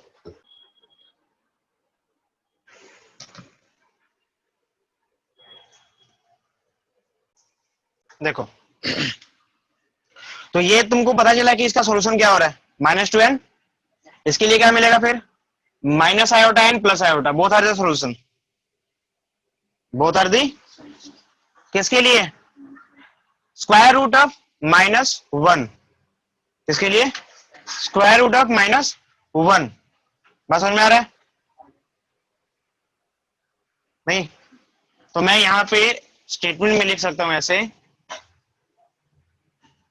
स्क्वायर रूट ऑफ -1 एज या are iota and minus iota, क्यों, यानी कि स्क्वायर रूट अगर करते हो -1 का तो क्या मिलेगा आपको, आयोटा भी मिलेगा और माइनस आयोटा भी, बट अगर आपने कहीं पे सिंबॉलिकली लिख दिया √1, क्या लिखा, √-1, तो उस केस में ये केवल बस आयोटा ही रहेगा, ठीक है।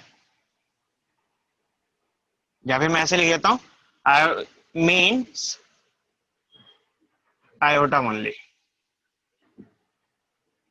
ये ध्यान रखना। बात समझ में आ रही है?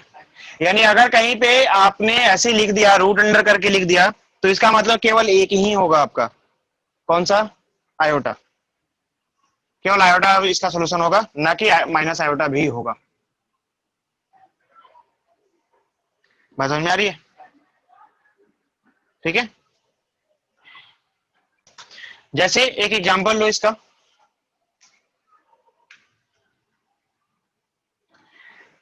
कि अगर आप सपोज करो कि आप सॉल्यूशन निकालते हो किसका, x square plus 1 equal to 0 का, क्या मिलेगा यहां से? एक्स स्क्वायर इक्वल टू -1, क्या मिलेगा यहाँ पे? X square equal to -1। यानी कि यहाँ पे एक्स का सोल्यूशन क्या क्या मिलने वाला है आपको? एक्स का सोल्यूशन मिलने वाला है iota and minus iota. Quadratic equation का सोल्यूशन क्या होता है? डबल होते हैं ना, दो सोल्यूशंस होते हैं, तो वो भी इसको यहाँ मतलब वो भी सेटिस्फाई हो रहा है, यहाँ पे हो रहा नहीं हो रहा है? देयर आर टू सॉल्यूशंस, कौन कौन से? एक आयोटा होगा और एक माइनस आयोटा होगा, चलेगा? देखो, जैसे मान लो आपसे पूछा जा रहा है स्क्वायर रूट ऑफ -7, क्या पूछा जा रहा है? स्क्वायर रूट ऑफ -7, ठीक है। तो -7 कौन कौन से प्रोसेस से आप -7 ला सकते हो?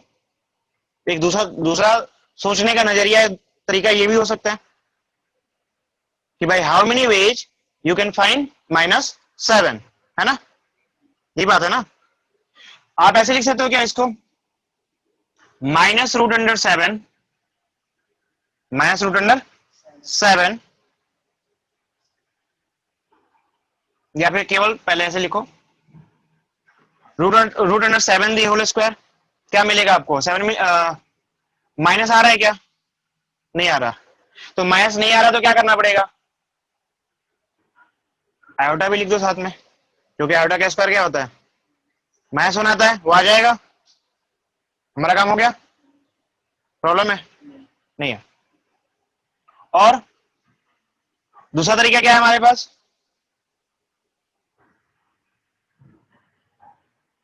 √7 स्क्वायर इंटू आयोटा स्क्वायर, बात तो एक ही है। चलो इसको पहले पहले इसको सॉल्व कर लो। इसको सॉल्व भी वैसे ही करेंगे ना, -7 दी होल स्क्वायर और साथ में क्या हो जाएगा, +1 plus iota the whole square -7। ये आपका फर्स्ट केस हो गया,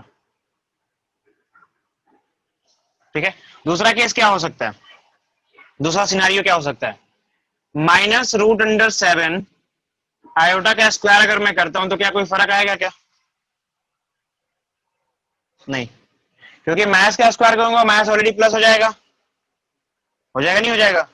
मतलब मैंने 2 का स्क्वायर किया या फिर -2 का स्क्वायर किया, दोनों ही केस सेम है हमारे लिए, तो दो पॉसिबल कंडीशन तो बने ना कम से कम। नमस्ते, ठीक है, पॉसिबल कंडीशन तो बने, तो कंडीशन तो लेके चलेंगे। क्या मिलेगा फिर?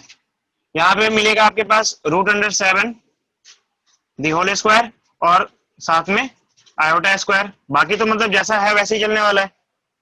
और मिलेगा क्या आपको? यानी there are two ways to find the -7, है ना। तो आप लिख सकते हो, सो स्क्वायर रूट ऑफ -7 और क्या होगा गुड़िया? एक होगा आपके पास √7 आयोटा, है ना, एंड -√7 आयोटा, ठीक है।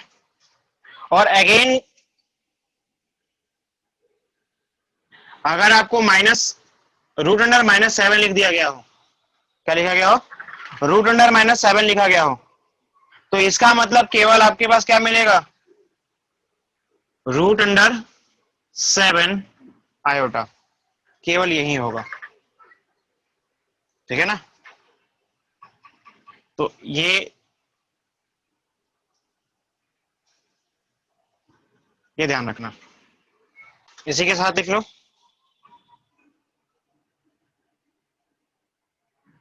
जनरली अगर आपने ये लेट कर लिया कि if A is positive real number, ठीक है, A is positive real number, then root under minus A क्या होगा, आप इसको दो तरीके से लिख सकते हो, root under a into root under -1, break कर सकते हो दो पार्टों में, और क्या मिलेगा, ये हो जाएगा रूट अंडर ए और साथ में आयोटा, जो आपने यहां लिखा है, ये नंबर के लिए लिखा है ना, सेम कंडीशन इसके लिए लिखा है आपने, ये जनरल टर्म में बना के आपने लिख दिया इसे, कि अगर किसी भी रियल नंबर को, किसी भी पॉजिटिव रियल नंबर को इस तरीके से अगर लिखा गया हो, मतलब एक रियल नंबर है और साथ में नेगेटिव लगा हुआ है, तो नेगेटिव का रूट्स हो गया, ठीक है।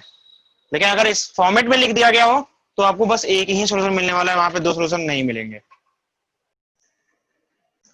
तो अभी तुमने क्या पढ़ा था, मतलब आप पढ़ रहे थे कि नेगेटिव नंबर का स्क्वायर रूट क्या होता है, ठीक है।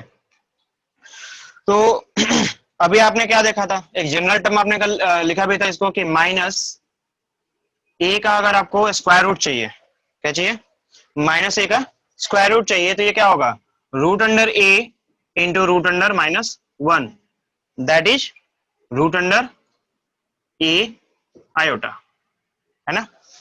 ये एक जनरल टर्म थी, ठीक है। और आपको पता है, आप लिख सकते हो कि we know that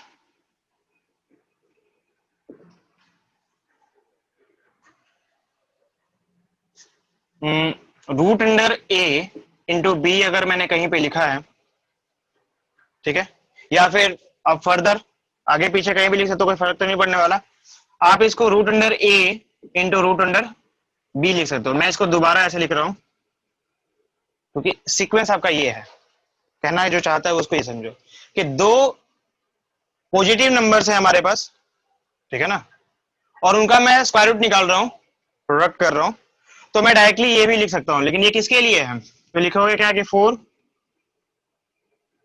positive real numbers, केवल किसके लिए है, ये पॉजिटिव रियल नंबर्स के लिए। लेकिन ये ट्रू होता है, इट इज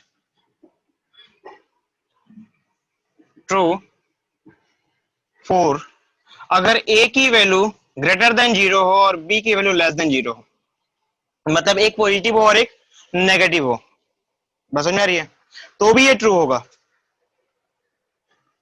और या फिर आपको ए की वैल्यू मतलब नेगेटिव हो जाए और बी की वैल्यू पॉजिटिव हो जाए, है ना, दोनों ही सिनेरियो में कोई भी अगर एक नेगेटिव होता है तो ये स्टेटमेंट ट्रू होगा।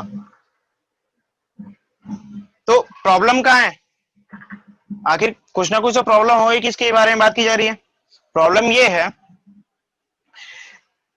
कि when a is less than b, a is less than 0 and b is also less than 0, यानी कि a and b are negative, ये बात हो रही है ना। अगर दोनों ही नेगेटिव हुए तो क्या सिचुएशन क्रिएट होने वाला है, तो क्या पॉसिबिलिटी है हमारे पास, क्या वो पॉसिबल है, क्या ये चीज पॉसिबल है, यहां भी माइनस है और यहां भी माइनस है ना। तो क्या इसको सॉल्व करके आप ये कह सकते हो, वही चेक करना है आपको। तो देखो, आपको पता है कि आई स्क्वायर क्या होता है, आयोटा स्क्वायर क्या होता है, -1 होता है, ठीक है ना। तो अगर आपने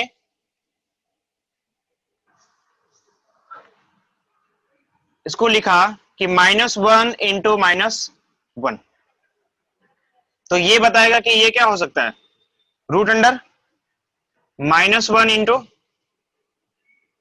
-1, और अगर आप इसे थोड़ा भी आगे बढ़ते हो तो रूट अंडर +1 हो जाएगा। ये आपको पता है कि रूट अंडर +1 की value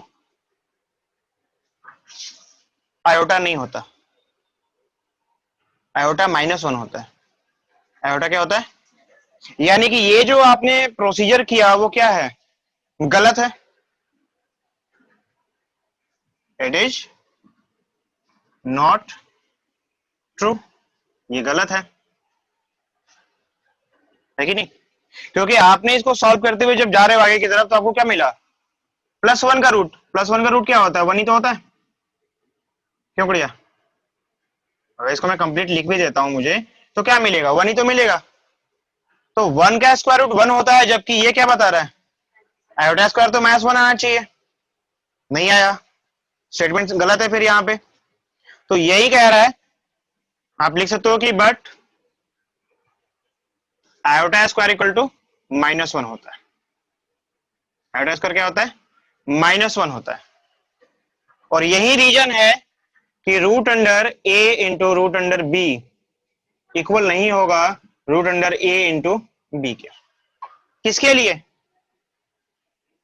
for a is less than 0 and b is less than 0 के लिए। बात समझ में आ रही है ना? दोनों ही अगर क्या हो, 0 से छोटे हो तो ये स्टेटमेंट ट्रू नहीं है, मतलब ये होगा दैट इज नॉट इक्वल। ठीक है? और एक पॉजिटिव एक नेगेटिव हो तो ये ट्रू होगा। अभी तो ये बताया ना, देखो, it is true for this. इसका मतलब क्या होता है? अगर मैं इसको यहाँ पे डिफाइन भी कर देता हूं, बड़े छोटे से आपको क्लियर नहीं हो रहा होगा, ये है पॉजिटिव। यहाँ पे क्या मिला आपको? ए यहाँ पे मिला है पॉजिटिव, यहाँ पे बी क्या है? नेगेटिव। मतलब एक पॉजिटिव एक नेगेटिव हो तो ये ट्रू है, या फिर ये नेगेटिव है ये पॉजिटिव है, बात समझ में आ रही है? तो भी ये ट्रू है। लेकिन जैसे ही दोनों ही नेगेटिव हो गया, ये भी नेगेटिव हो गया ना और ये भी नेगेटिव हो गया, इस केस में अगर आप ये प्रोसीजर करते हो तो ये गलत हो जा रहा है। देखो, दोनों को नेगेटिव कर दिया मैंने, तो ये प्रोसीजर क्या होगा? गलत हो गया। यही बोला जा रहा है कि जब दोनों ही नेगेटिव होंगे तो ये स्टेटमेंट सही नहीं है। फर्दर इसके बाद भी अगर दोनों जीरो हो जाते हैं तो ये जो स्टेटमेंट है वो सही हो जाता है। दोनों जीरो हो जाते हैं तो, या एनी वन, कोई एक जीरो हो जाता है तो भी, कोई एक जीरो हो जाता है तो भी ये स्टेटमेंट क्या होगा? आपका सही हो जाएगा। बात समझ में आ रही है? क्योंकि खुद ही देखो, अगर किसी भी एक को जीरो कर लो, जैसे मान लो कि आपने a इक्वल टू ले लिया -5, ये क्या ले लिया, और b आपने ले लिया 0। b आपने क्या ले लिया? 0। मैंने बोला कोई भी एक जीरो हो जाए तो, a और b में कोई भी एक जीरो हो जाए तो ये स्टेटमेंट सही हो जाता है, मतलब ये वाला स्टेटमेंट सही होगा फिर। क्योंकि खुद देखो, अगर आप जैसे ही जीरो रखोगे ये 0 इंटू 0 0 हो जाएगा। 0 का स्क्वायर रूट क्या आता है? 0 ही आता है। और यहाँ भी यही प्रोसीजर आएगा, दोनों में कोई गलत नहीं होने वाला। बात समझ में आ रही है? क्या पढ़ना है कुछ? क्या यार,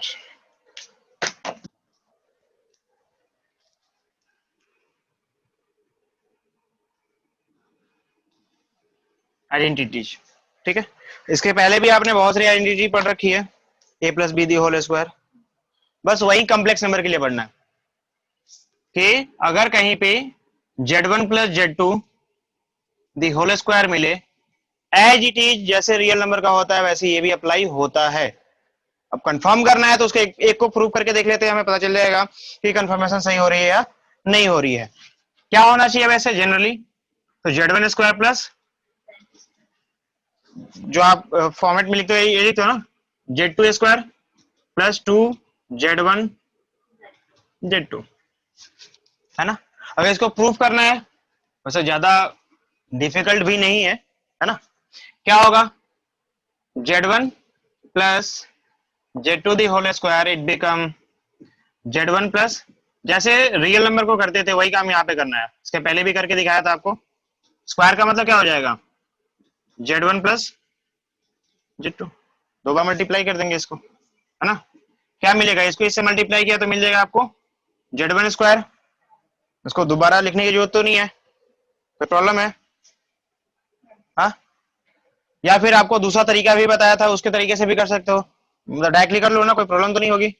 चलो, और इसको इससे मल्टीप्लाई करोगे, प्लस इसको इससे मल्टीप्लाई करोगे, ये हो जाएगा आपके पास Z1 Z2, प्लस इसको इससे मल्टीप्लाई करोगे तो मिलेगा Z2 Z1, प्लस इसको इससे मल्टीप्लाई करोगे क्या मिलेगा, Z2 स्क्वायर। मैंने दो काम एक साथ कर लिया है, मतलब कि डबल जो आपका डिस्ट्रीब्यूटिव लॉ है उसको लगा रखा है, डबल डिस्ट्रीब्यूटिव लॉ। समझ में आ रहा? डबल डिस्ट्रीब्यूटिव इसलिए क्योंकि Z1 को आपने पहले मल्टीप्लाई किया इस पूरे से, वो एक बार डिस्ट्रीब्यूटिव लॉ लगा, फिर Z2 को आपने मल्टीप्लाई किया इस पूरे से, दूसरी बार डिस्ट्रीब्यूटिव लॉ लगा, ठीक है ना? तो मैंने दो बार डिस्ट्रीब्यूटिव लॉ का यहाँ पे इस्तेमाल किया है। नेक्स्ट जो प्रोसीजर है, मैं इन दोनों में से किसी को भी चेंज कर सकता हूं, कर सकता हूं नहीं कर सकता हूं? कौन सी प्रॉपर्टी थी आपका, कम्यूटेटिव प्रॉपर्टी थी? कम्यूटेटिव यही कहता है ना कि आपके पास Z1 मल्टीप्लाई बाई Z2 लिखो, या फिर Z2 मल्टीप्लाई बाई Z1 लिखो, लिख सकते हैं। तो ईच एंड एवरी वन को के रूल के बेस पे ही हम आगे बढ़ेंगे, ठीक है? हालांकि रियल नंबर आपने पढ़ रखा है, उसमें यही होता है, कोई खास चीज तो है नहीं, ठीक है? तो क्या मिलेगा, Z1 स्क्वायर प्लस ये क्या हो जाएगा, डायरेक्ट लिख दूं? तो डायरेक्टली अगर मैं देखूं तो Z1 Z2 ये भी बन रहा है, दोनों को सेम करेंगे, क्या मिलेगा आपके पास, Z1 Z2 plus Z2 square, ये वाला पार्ट है। या फिर आप इसको थोड़ा सा जैसे उसने लिखा है सजा के वैसे लिख दो तुम भी, Z2 square plus 2 Z1 Z2, ठीक है? सेम तर्ज पे आप और भी बहुत सारी आइडेंटिटी है जो आपने रियल नंबर के लिए पढ़ा था, वो वैलिड होती है किसके लिए, कॉम्प्लेक्स के लिए भी। जैसे कि सेकंड पार्ट आप प्रूव कर सकते हो, आप एक एक करके प्रूव कर सकते हो सबको, Z1 माइनस Z2 का होल स्क्वायर, ठीक है? क्या होता है फॉर्मूला, ए स्क्वायर मतलब कि Z1 square minus 2 Z1 Z2 plus Z2 square. Third Z1 plus Z2 power 3, क्या होता है याद है आपको, Z1 पावर 3, लिख दो साइड में फॉर्मूला, याद है, ए प्लस बी पावर 3 क्या मिलता है, A cube plus 3a B square plus 3a square B plus B cube, ये होता है ना, नहीं होता? हाँ, तो क्या मिलेगा आपके पास, plus 3 Z1 square into Z2 plus 3 Z1 Z2 square plus Z2 power 3, चलेगा? वो थोड़ा सा आगे पीछे लिखा है मैंने, तुम वही देख रही होगी। नेक्स्ट क्या है हमारे पास, थर्ड फोर्थ, जब a प्लस बी किया है का पावर 3, तो a माइनस बी का ही पावर 3 हो सकता है, यहीं पे लिख दूं क्या?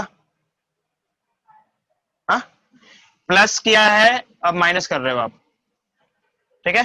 तो माइनस करोगे तो क्या मिलेगा, जहां भी पावर 2 है ना, मतलब Z2 जहां पे है उसके पावर पे ध्यान दोगे, उसका पावर ऑड है तो माइनस, इवन है तो प्लस, तो यहां पे 2 है आपके पास, पावर क्या है, ऑड, इसका पावर क्या है, Z2 का पावर क्या है, ऑड है, यानी यहाँ पे क्या हो जाएगा, माइनस, ठीक है? इसको मैं रेड प्लस लिख देता हूं, माइनस होगा, ठीक है? यहाँ पे Z2 का पावर क्या है, इवन है तो प्लस, और Z2 का पावर क्या है, ऑड है, तो ऑड होगा तो माइनस, ये समझ में? तो थर्ड एंड फोर्थ दोनों हो गए एक साथ। फिफ्थ देखो, फिर फिफ्थ क्या होगा, फिफ्थ में क्या दे रखा है, पहले इसको लिख लो, फिर ये नहीं पता आपको, Z1 square minus Z2 square, ए गुड़िया क्या होगा, Z1 plus into Z1 minus Z2, ए स्क्वायर माइनस बी स्क्वायर का फॉर्मूला है ये, सिंपल है ना, लिखते जाओ फटाफट। क्वेश्चन ये है कि express each of the following in form of a plus B iota. ठीक है, क्वेश्चन क्या दे रखा है, 3 आयोटा इंटू, चूंकि माइनस भी मान के चलो इसके साथ साथ, इंटू 1/4, ठीक है, आयोटा। इसे सॉल्व करना है, हो जाएगा सॉल्व? हाँ हाँ जी, मल्टीप्लाई में। चलो एक काम करता हूँ, आयोटा स्क्वायर कर देता हूँ मैं यहाँ पे।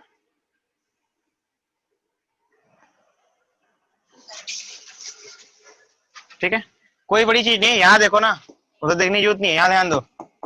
ए गुड़िया यहाँ पे देखो, ये कैसा है, मैंने आपको बार बार बोला है कि आप ज्यादा चीजों को कॉम्प्लिकेटेड मत बनाओ, बहुत सिंपल तरीके से सोचो। जो रियल नंबर में काम कर रहे थे तो वही यहाँ पे कर रहे हो, बस ये मान के चलो कि this is nothing the variable. ये क्या मान के चलो आप, वेरिएबल मान के चलो यार, आयोटा ही है ना। आपने पढ़ा था यहाँ पे कि अगर मैं कहीं पे मान लो 3x जो है सो उसको x के फॉर्म में लिख रहा हूँ, क्योंकि x आपको बहुत जल्दी समझ में आता है, बहुत टाइम हो गया x से जूझते हुए, है ना। तो 1/4 इंटू एक्स, इसमें इसमें क्या फर्क है, मल्टीप्लाई करना है यार। तो क्या करोगे आप, चलो यहाँ पे स्क्वायर दे दिया, वहां पे स्क्वायर है, तो क्या इसको सॉल्व नहीं कर सकते? जब इसको कर सकते हो तो इसे क्यों नहीं कर सकते, ये कौन सी बड़ी चीज है, करो। आपको क्या करना है, नंबर को नंबर से, वेरिएबल को कर लो। ये हो जाएगा आपके पास -3/1/4, और ये हो जाएगा आयोटा स्क्वायर इंटू आयोटा। क्यों बढ़िया, सिंपल सोचो ना, ज्यादा कॉम्प्लिकेट सोचने की जरूरत ही नहीं है। यहाँ मिलेगा -3/4, और अगर आप चाहो तो आयोटा पावर 3 लिख सकते हो, और ना चाहो तो यहीं पे सॉल्व कर सकते हो, ना चाहना ज्यादा बेटर है, क्योंकि आयोटा पावर 2 का क्या मतलब होता है, क्यों खामोखा आयोटा पावर 3 लिखेंगे, फिर से हमें क्या करना पड़ेगा, रिड्यूस तो करना ही पड़ेगा, सॉल्व तो करना ही पड़ेगा, मच बेटर कि यहीं पे कर ले। नेक्स्ट क्या मिला, माइनस से minus, minus into minus plus हो जाएगा, तो आपके पास क्या बचेगा, 3/4 आयोटा। और यू कैन राइट, जैसे आपको याद होगा कि अगर कहीं पे मैंने 7x लिख दिया, क्या लिख दिया, 7x लिख दिया, और मुझे क्या लिखना है इसको, ax plus b equal to 0 के फॉर्मेट में लिखना है, तो कैसे लिखता हूं इसको, +0 = 0 करके लिख देता हूं, क्या ये करता था ना। तो यहां भी कुछ नहीं है तो ऐसे ही करूंगा ना मैं, आपको इसको ऐसे कर लो, 0 + 3/4 आयोटा, हो गया आपका a + b के फॉर्मेट में। मुझे नहीं लगता है कोई बहुत बड़ी समस्या है इसमें,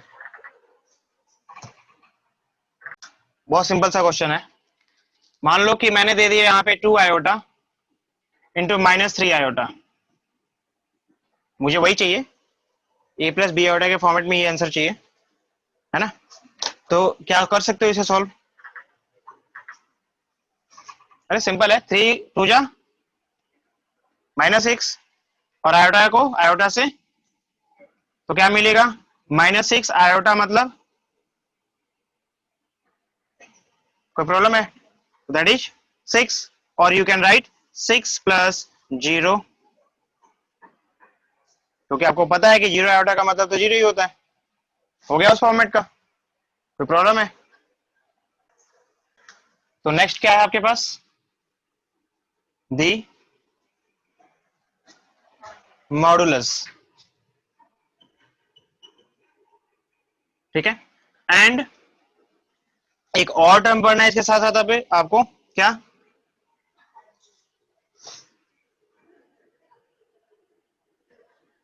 कंजुगेट्स, सॉरी,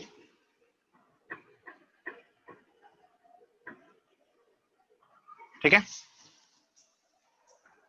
कंजुगेट एक ही लिखो, मॉडुलस एंड कंजुगेट ऑफ, किसका, हाँ जी, ऑफ, मैं कॉम्प्लेक्स नंबर को जी से रिप्रेजेंट कर देता हूं, चलेगा। तो इसका मॉडुलस क्या निकलता है और इसका कंजुगेट क्या निकलता है, इसके बारे में बात की जा रही है। और मैं इस चीज को रिलेट करूंगा तुम्हारे वेक्टर से थोड़ा सा, ठीक है। जैसे हमारे पास कोई जेड जो है कैसे डिफाइन होता है गुड़िया, ए प्लस बी आयोटा, ठीक है ना। और मैं इसका क्या निकालना चाहता हूं, मॉडुलस निकालना चाहता हूं। क्या निकालना है मुझे, मॉडुलस ऑफ जेड। इसको रिप्रेजेंट किया जाता है mod of Z like this, ठीक है ना।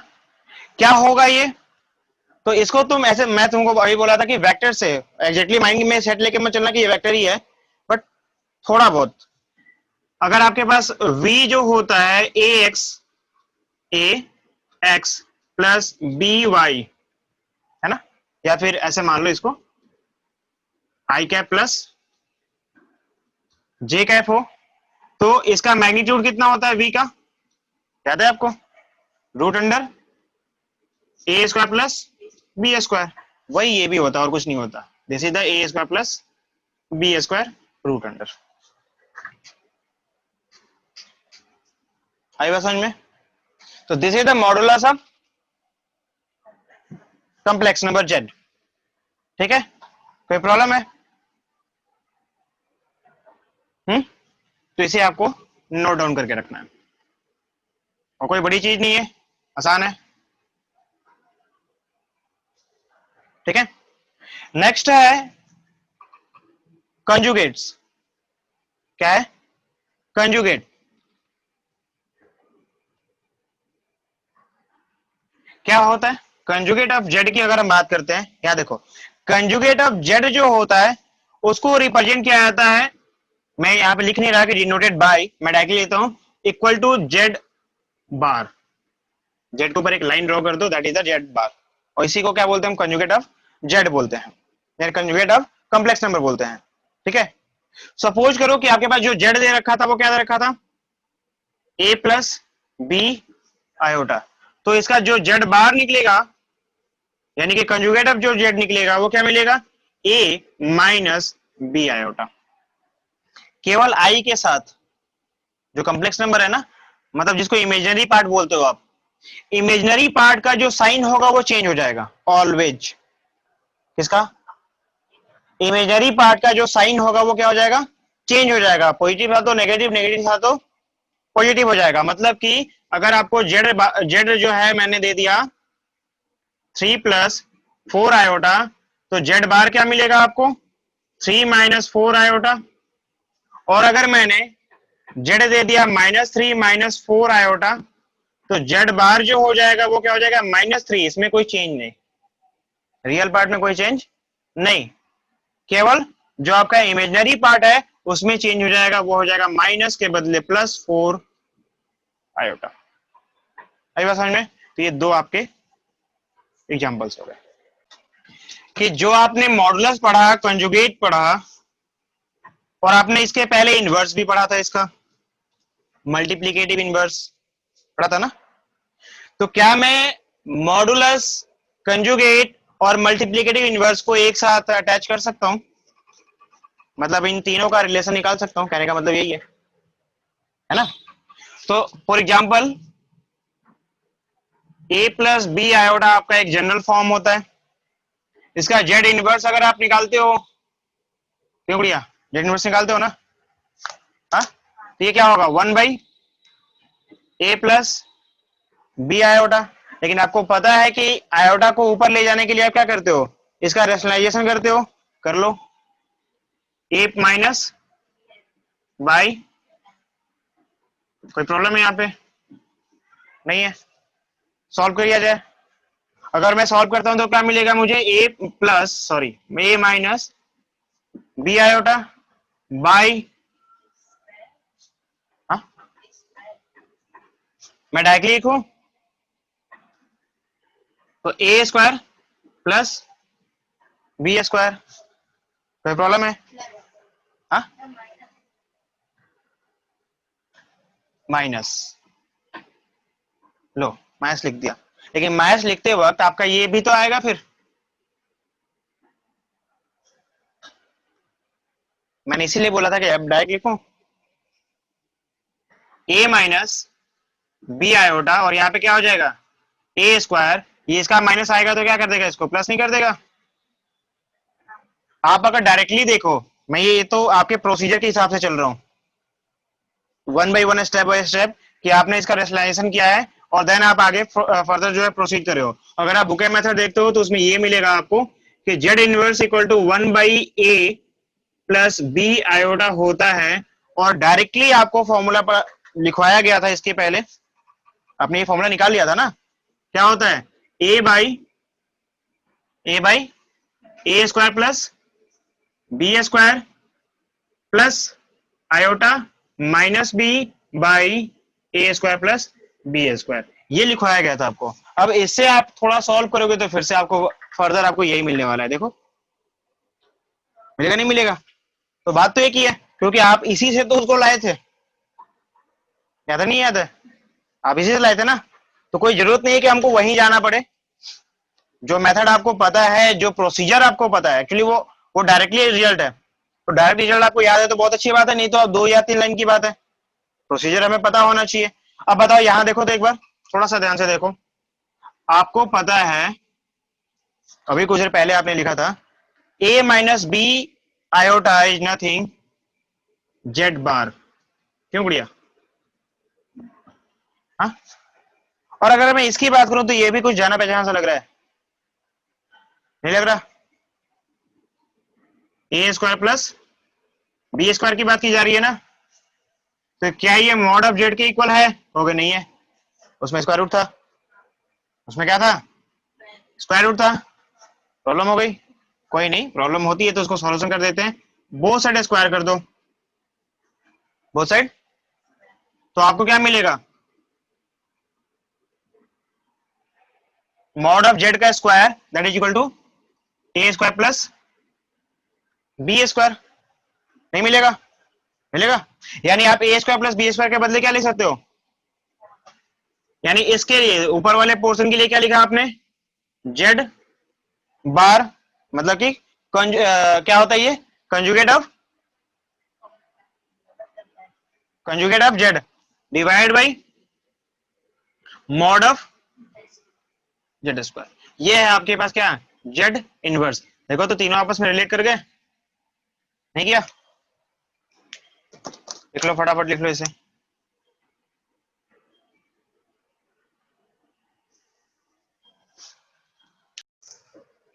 देखो अगर आप मान लो कि दो कॉम्प्लेक्स नंबर, एक Z1 है और एक आपके पास क्या है Z2 है, इन दोनों का मॉड निकालना है, तो आप सिंगल सिंगल भी मॉड निकालोगे और फिर मल्टीप्लाई करोगे तो भी आपका आंसर क्या होगा, सेम आएगा। आप किसी भी एक एग्जांपल को लेना और उसको सॉल्व करके चेक कर लेना, कोई ज्यादा डिफिकल्ट तो नहीं है, कर लोगे। हाँ ठीक है। उसी तरीके से अगर आपके पास डिवाइड हो Z1 बाई Z2, इसका मॉडुलस निकालना है, सिंगल सिंगल मॉडुलस निकालो, ठीक है, Z1 बाई Z2, बट ये कंफर्म रहना चाहिए, जो इसके पहले भी बताया गया था आपको कि Z2 जो होना चाहिए that is not equal to 0, मतलब ये 0 कॉम्प्लेक्स नंबर नहीं होना चाहिए, समझ में आ रही है। थर्ड, अगर आपको Z1 Z2 इन दोनों का कंजुगेट निकालना है, क्या निकालना है, तो आप इनको अलग अलग करके भी कंजुगेट निकाल सकते हो, यानी कि Z1 का कंजुगेट पहले निकालो और इंटू Z2 का। चलो यहां देखो, नेक्स्ट अगर आपने Z1 को Z2 से ऐड किया, दो कंजुगेट से जिनका एडिशन कर रहे हो आप, और फिर इनका क्या निकालना चाहते हो आप, कंजुगेट्स निकालना चाहते हो, तो कंजुगेट निकालते वक्त इनके बीच के ऑपरेशन में कोई चेंज नहीं होता, मतलब कि अगर माइनस भी करेंगे तो भी इनके बीच के ऑपरेशन में कोई चेंजिंग नहीं आती। चेंजिंग किसमें आती है, जो इनका इमेजिनरी पार्ट है उसके साइन में बदलाव आता है, ठीक है ना। यानी कि आप Z1 का कंजुगेट अलग निकालो और फिर प्लस या माइनस जो भी ऑपरेशन कर रहे थे सेम ऑपरेशन रहेगा, उसमें कोई बदलाव नहीं, एंड Z2 का कंजुगेट निकाल के उसको सॉल्व कर दोगे तो भी आपका आंसर क्या होगा, सेम ही रहेगा, उसमें कोई फर्क नहीं आएगा। एक और कंजुगेट का लिख लो। अगर आपके पास Z1 बाई Z2, मतलब दो कॉम्प्लेक्स नंबर को क्या कर रहे हो आप, डिवाइड कर रहे हो, ठीक है, और उसके बाद क्या निकालना है, इसका कंजुगेट निकालना है आपको। तो जैसे पावर में करते थे वही काम यहां भी करना है कि इंडिविजुअल कंजुगेट निकाल दो, इसका भी और इसका भी, ठीक है। और यहां भी वही की इंप्लाई होगी, क्या, जो यहां पे इंप्लाइज है Z2 is not equal to 0।